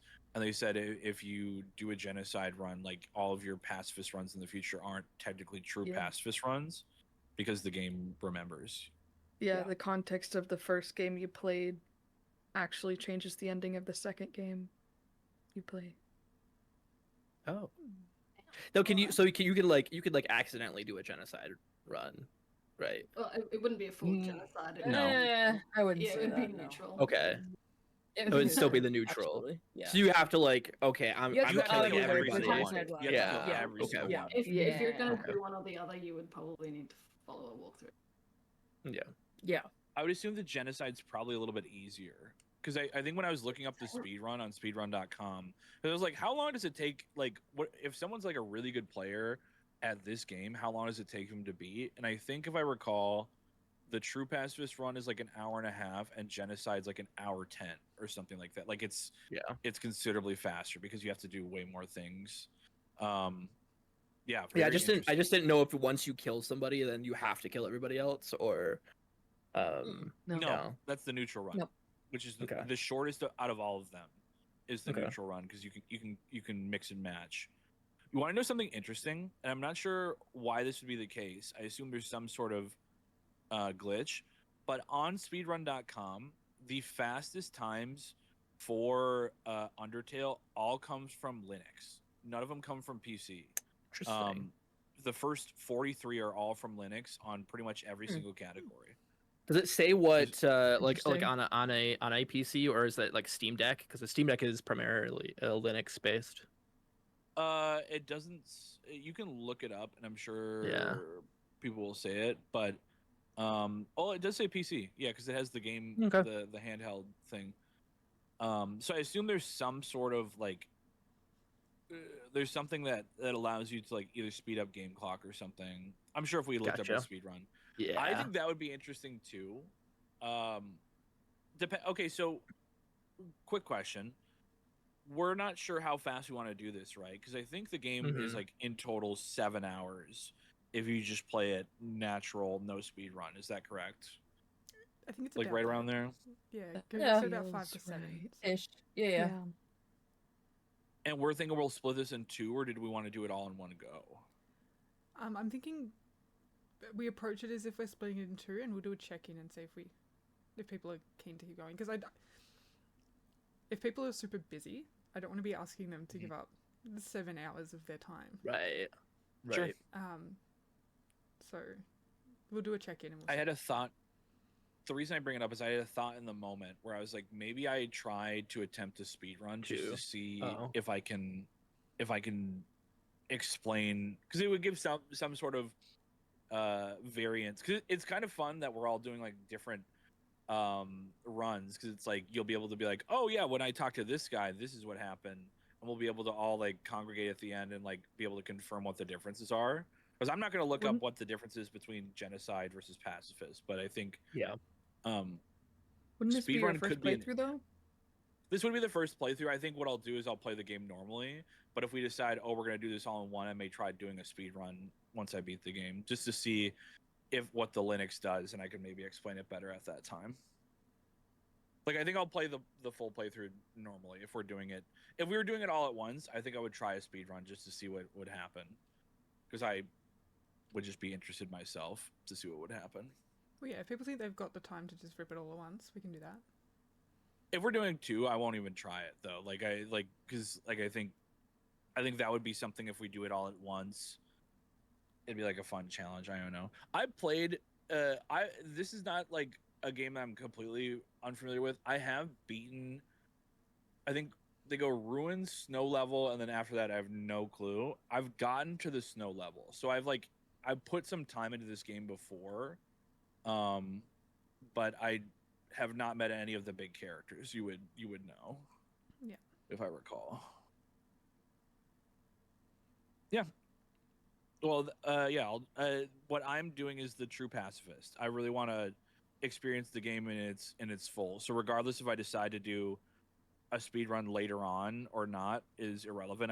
I'm still I want to experience the game in full, because I have I made a little rubric for how I'm going to grade the game, because this will be my first time. I want to make like a rubric for like reviewing games, like so I have like a clear idea when I'm going through games what to look for in the future, because I feel like one of the things I struggle with is this is kind of how I feel with a lot of things, like critiquing anything, like movies or anything. I always feel like people have much better language to describe it, and I feel like it's not that I don't have the same language, I'm just not actively applying it. So I think maybe if I follow it with a rubric, I'll have much more pointed notes, and I'll be able to like start training my eye for looking at things and maybe improving my critique. So I'm also just going to take time, because it's my first time doing a rubric review of a game, which will be really fun, I think.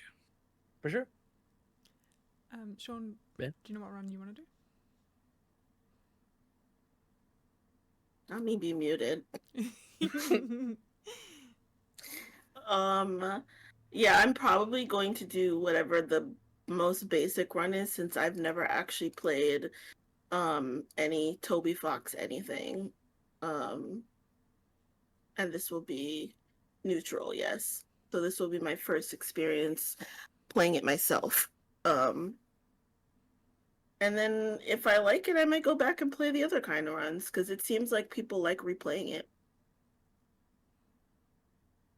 Yeah, that's very fair. All right, so we've got a bit of a mix of runs, which will be good. We'll be able to talk about it in detail. What are you looking forward to about playing it?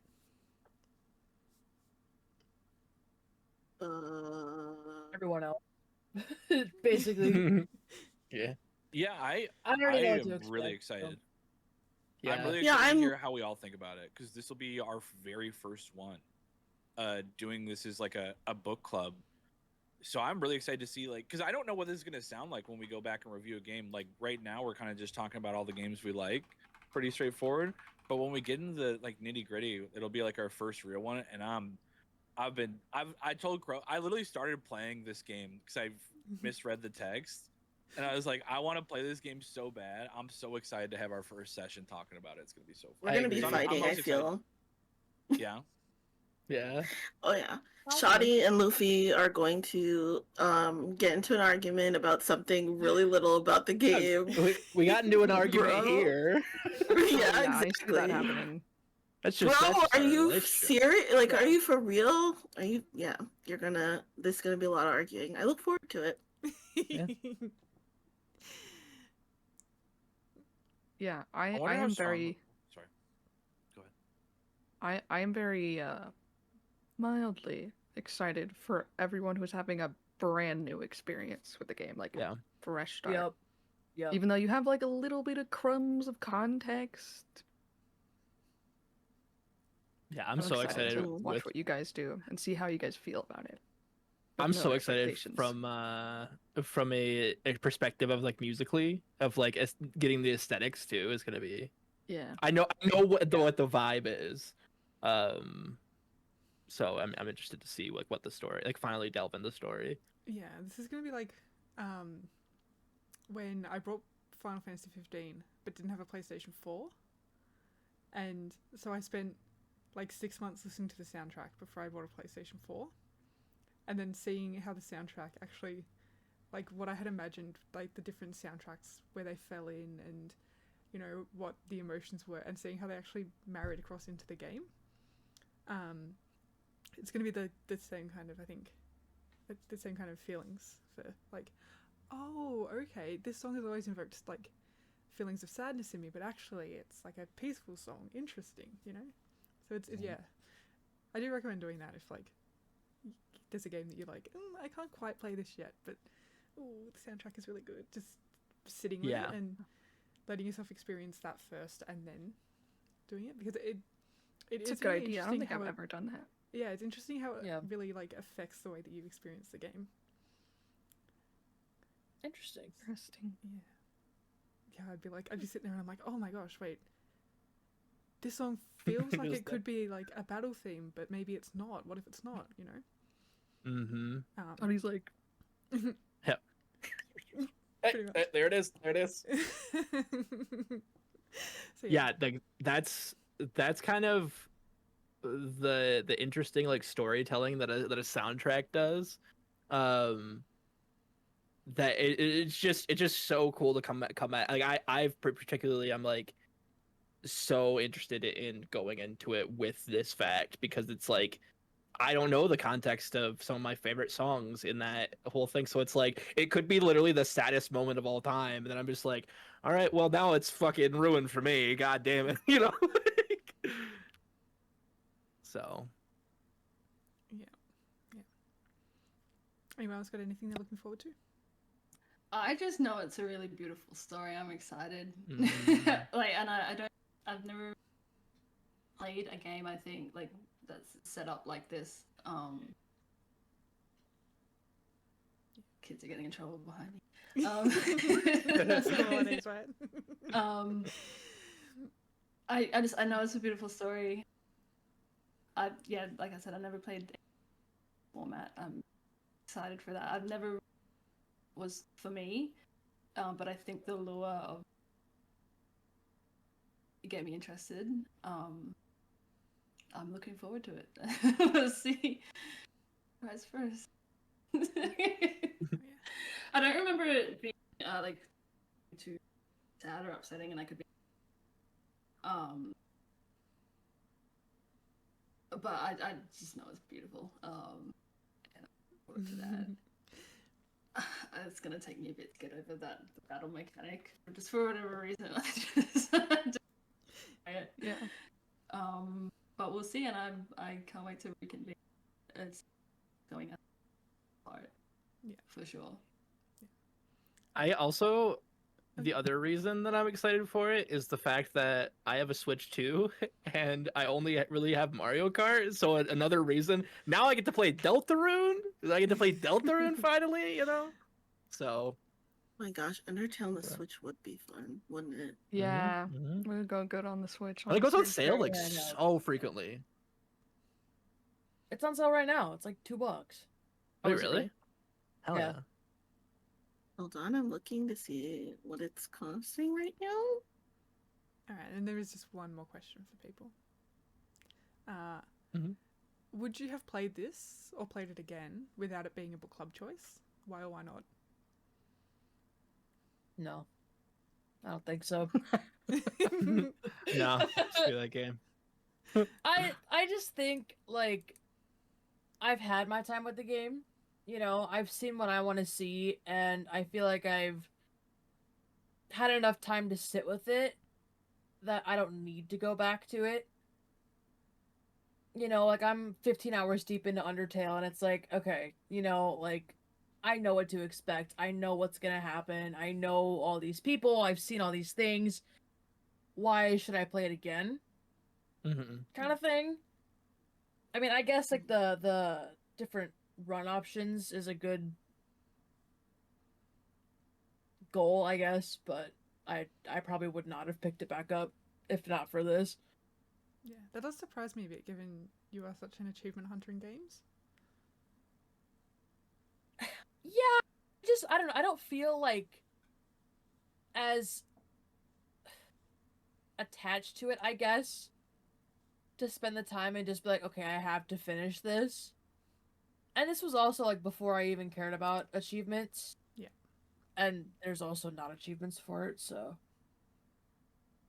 so there's no dopamine to finish it like that, I guess, but I have a feeling that I'm going to have a similar feeling as Artie, where I'm not gonna get why people are so rabid about it. it's not that serious. I mean, like, that's it's a good likely. game. It's not I that feel serious. I feel like I'm gonna be the opposite. I feel like I'm gonna be the rabid one and be like, oh my god, I love this. And what about this and this little piece? Like knowing what I love about this the soundtrack already, I'm like, I know Yeah. I'm already gonna be in love with this game. And there's a lot to love about it. Don't get me wrong. There is. Mhm. I've just Under had, the you know, impression- 7 years with it. I'm under the I've had impression that it's gonna like change my life, and I don't know why. That's how I feel. That's kind of Yeah. how I feel.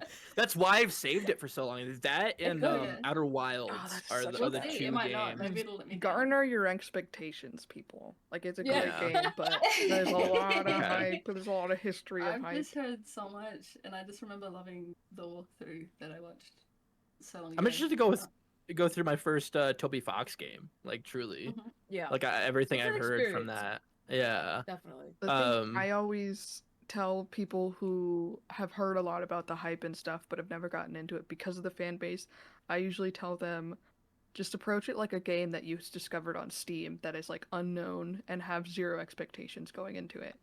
Like Yeah. try to That'd be make great. yourself neutral great. Yeah. because you I'm can gonna be disappointed.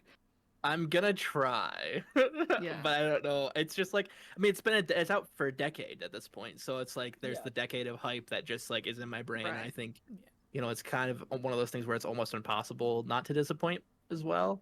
The But- character. Hey, it's okay seems if it so is disappointing, lovable. honestly. Yeah. It I is. just think I'm gonna fall in love with these characters. I It- think. if I will say, if Outer Wilds is disappointing when I finally play it, then I will be upset because I hear everybody talk about Outer Wilds. Rose, what was the I question thi- again? Sorry. Would you have played it or played it again without it being a book club choice?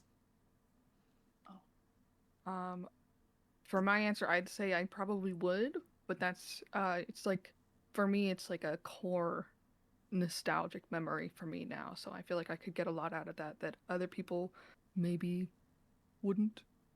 Mhm. But yeah, I also haven't completed all the endings, so there's that too. I was actually planning to play the game because of Deltarune, so it worked out. That's good. That's good. Yeah, I don't think I would have. In my head, it's like it's very synonymous with Tumblr, and so I don't think I would It have does played seem very Undertale for the Tumblr. same reason I don't really do anything on Tumblr. Beyond For me, this Yeah. seems like a Repost. 4chan or like a Reddit game, is what I would think. It seems Reddit very, game? it seems very internet to me. Like I feel like internet- there's Yeah, some the jokes fans might be a that little are- dated.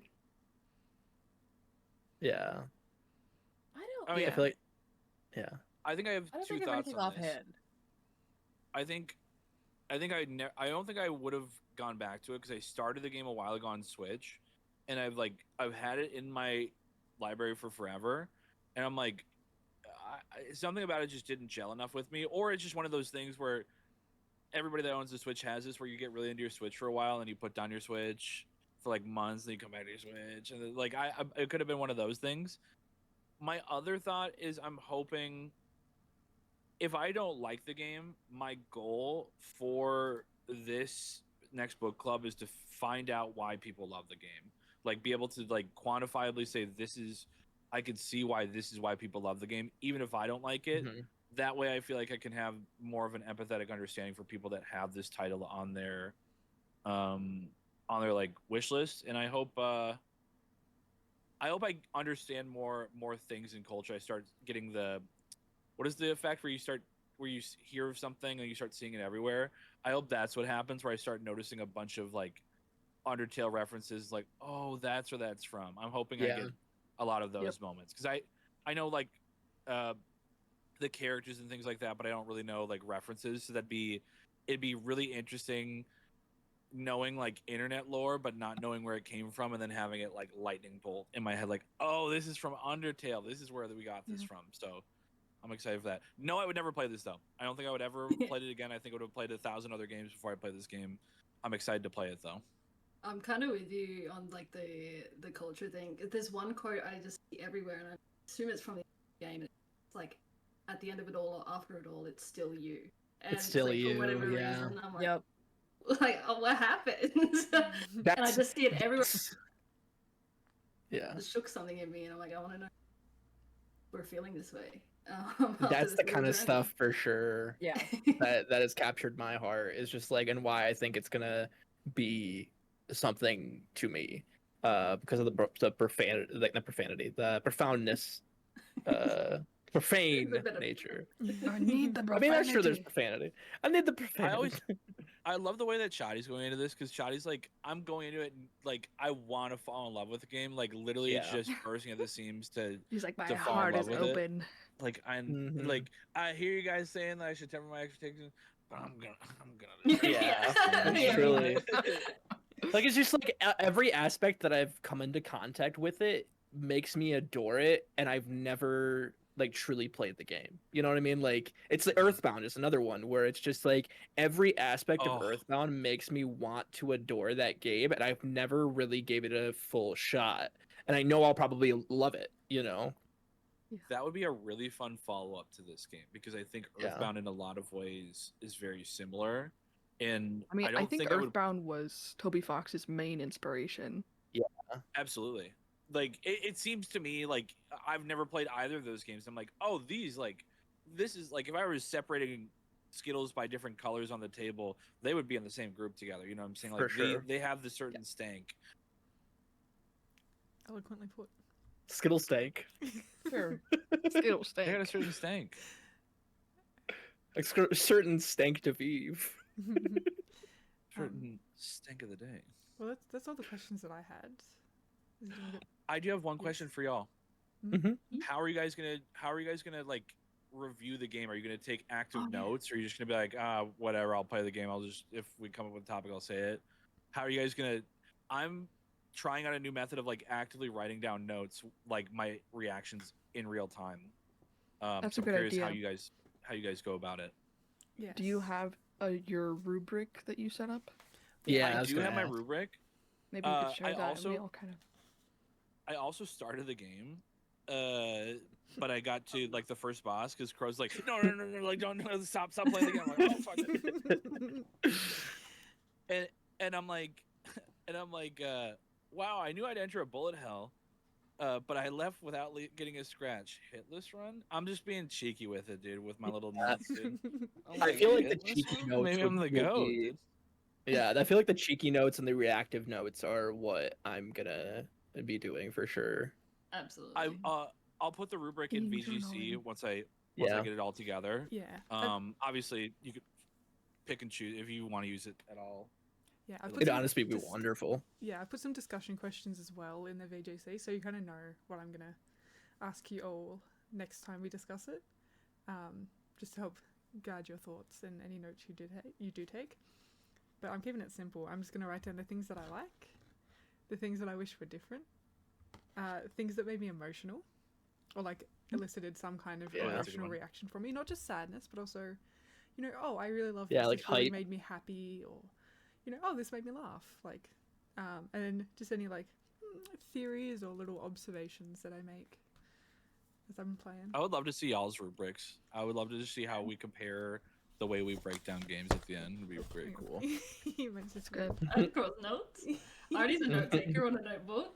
Is that assignment number one? Yeah. With, like, honestly, Big that would be note taker. interesting to see how everyone individually Grades 'em. prioritizes things Mhm. that make a game good to them.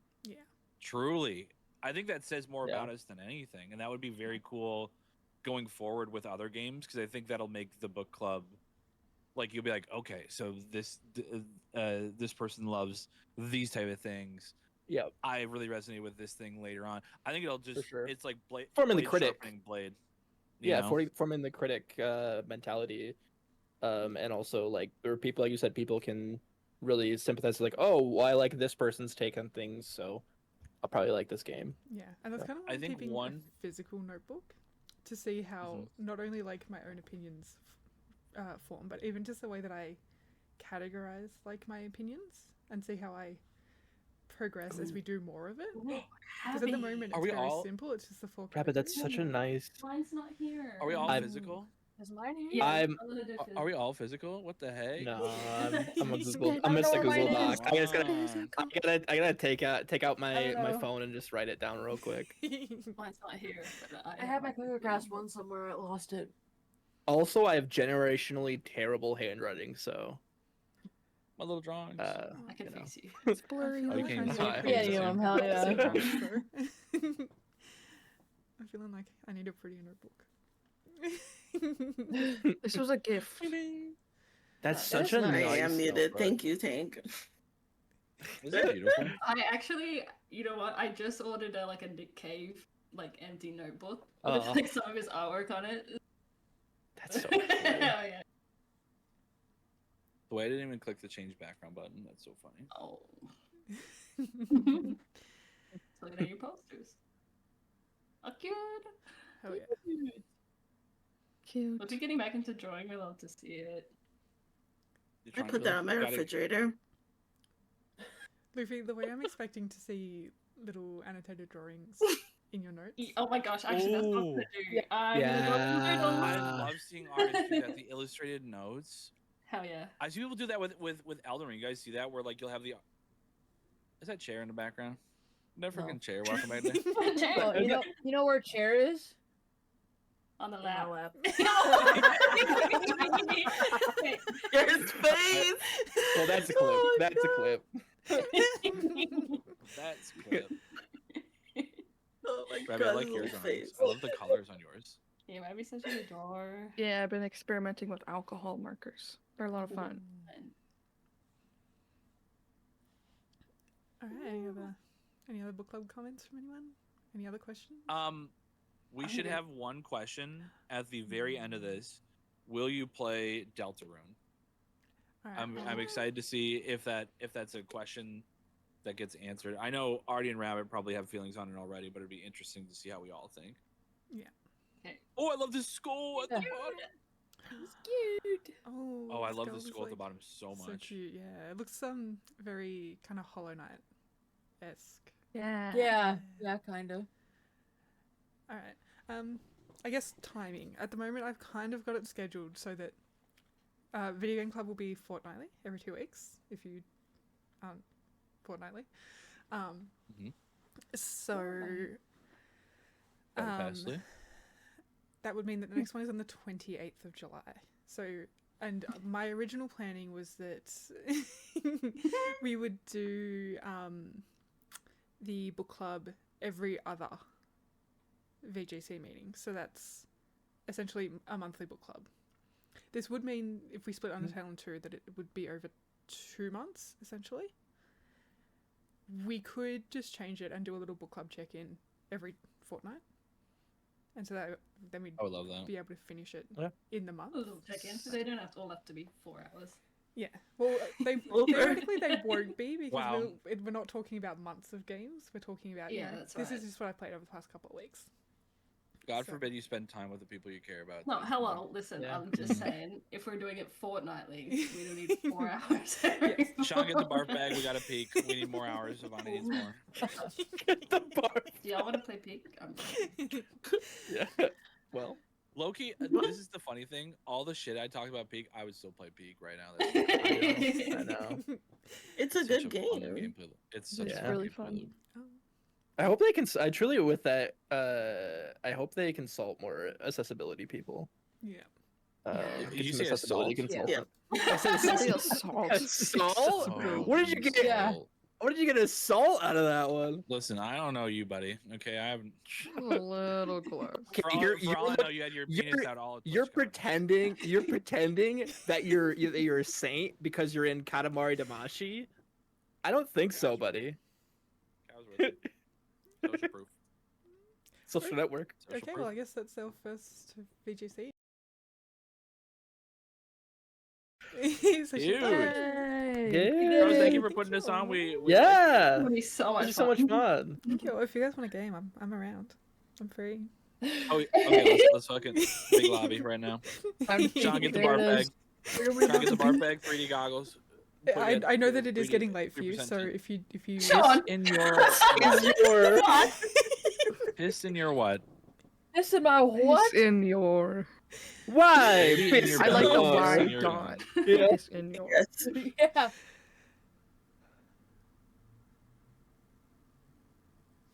Guys, I'm about to Doppel figure. Anyways, Oh my god.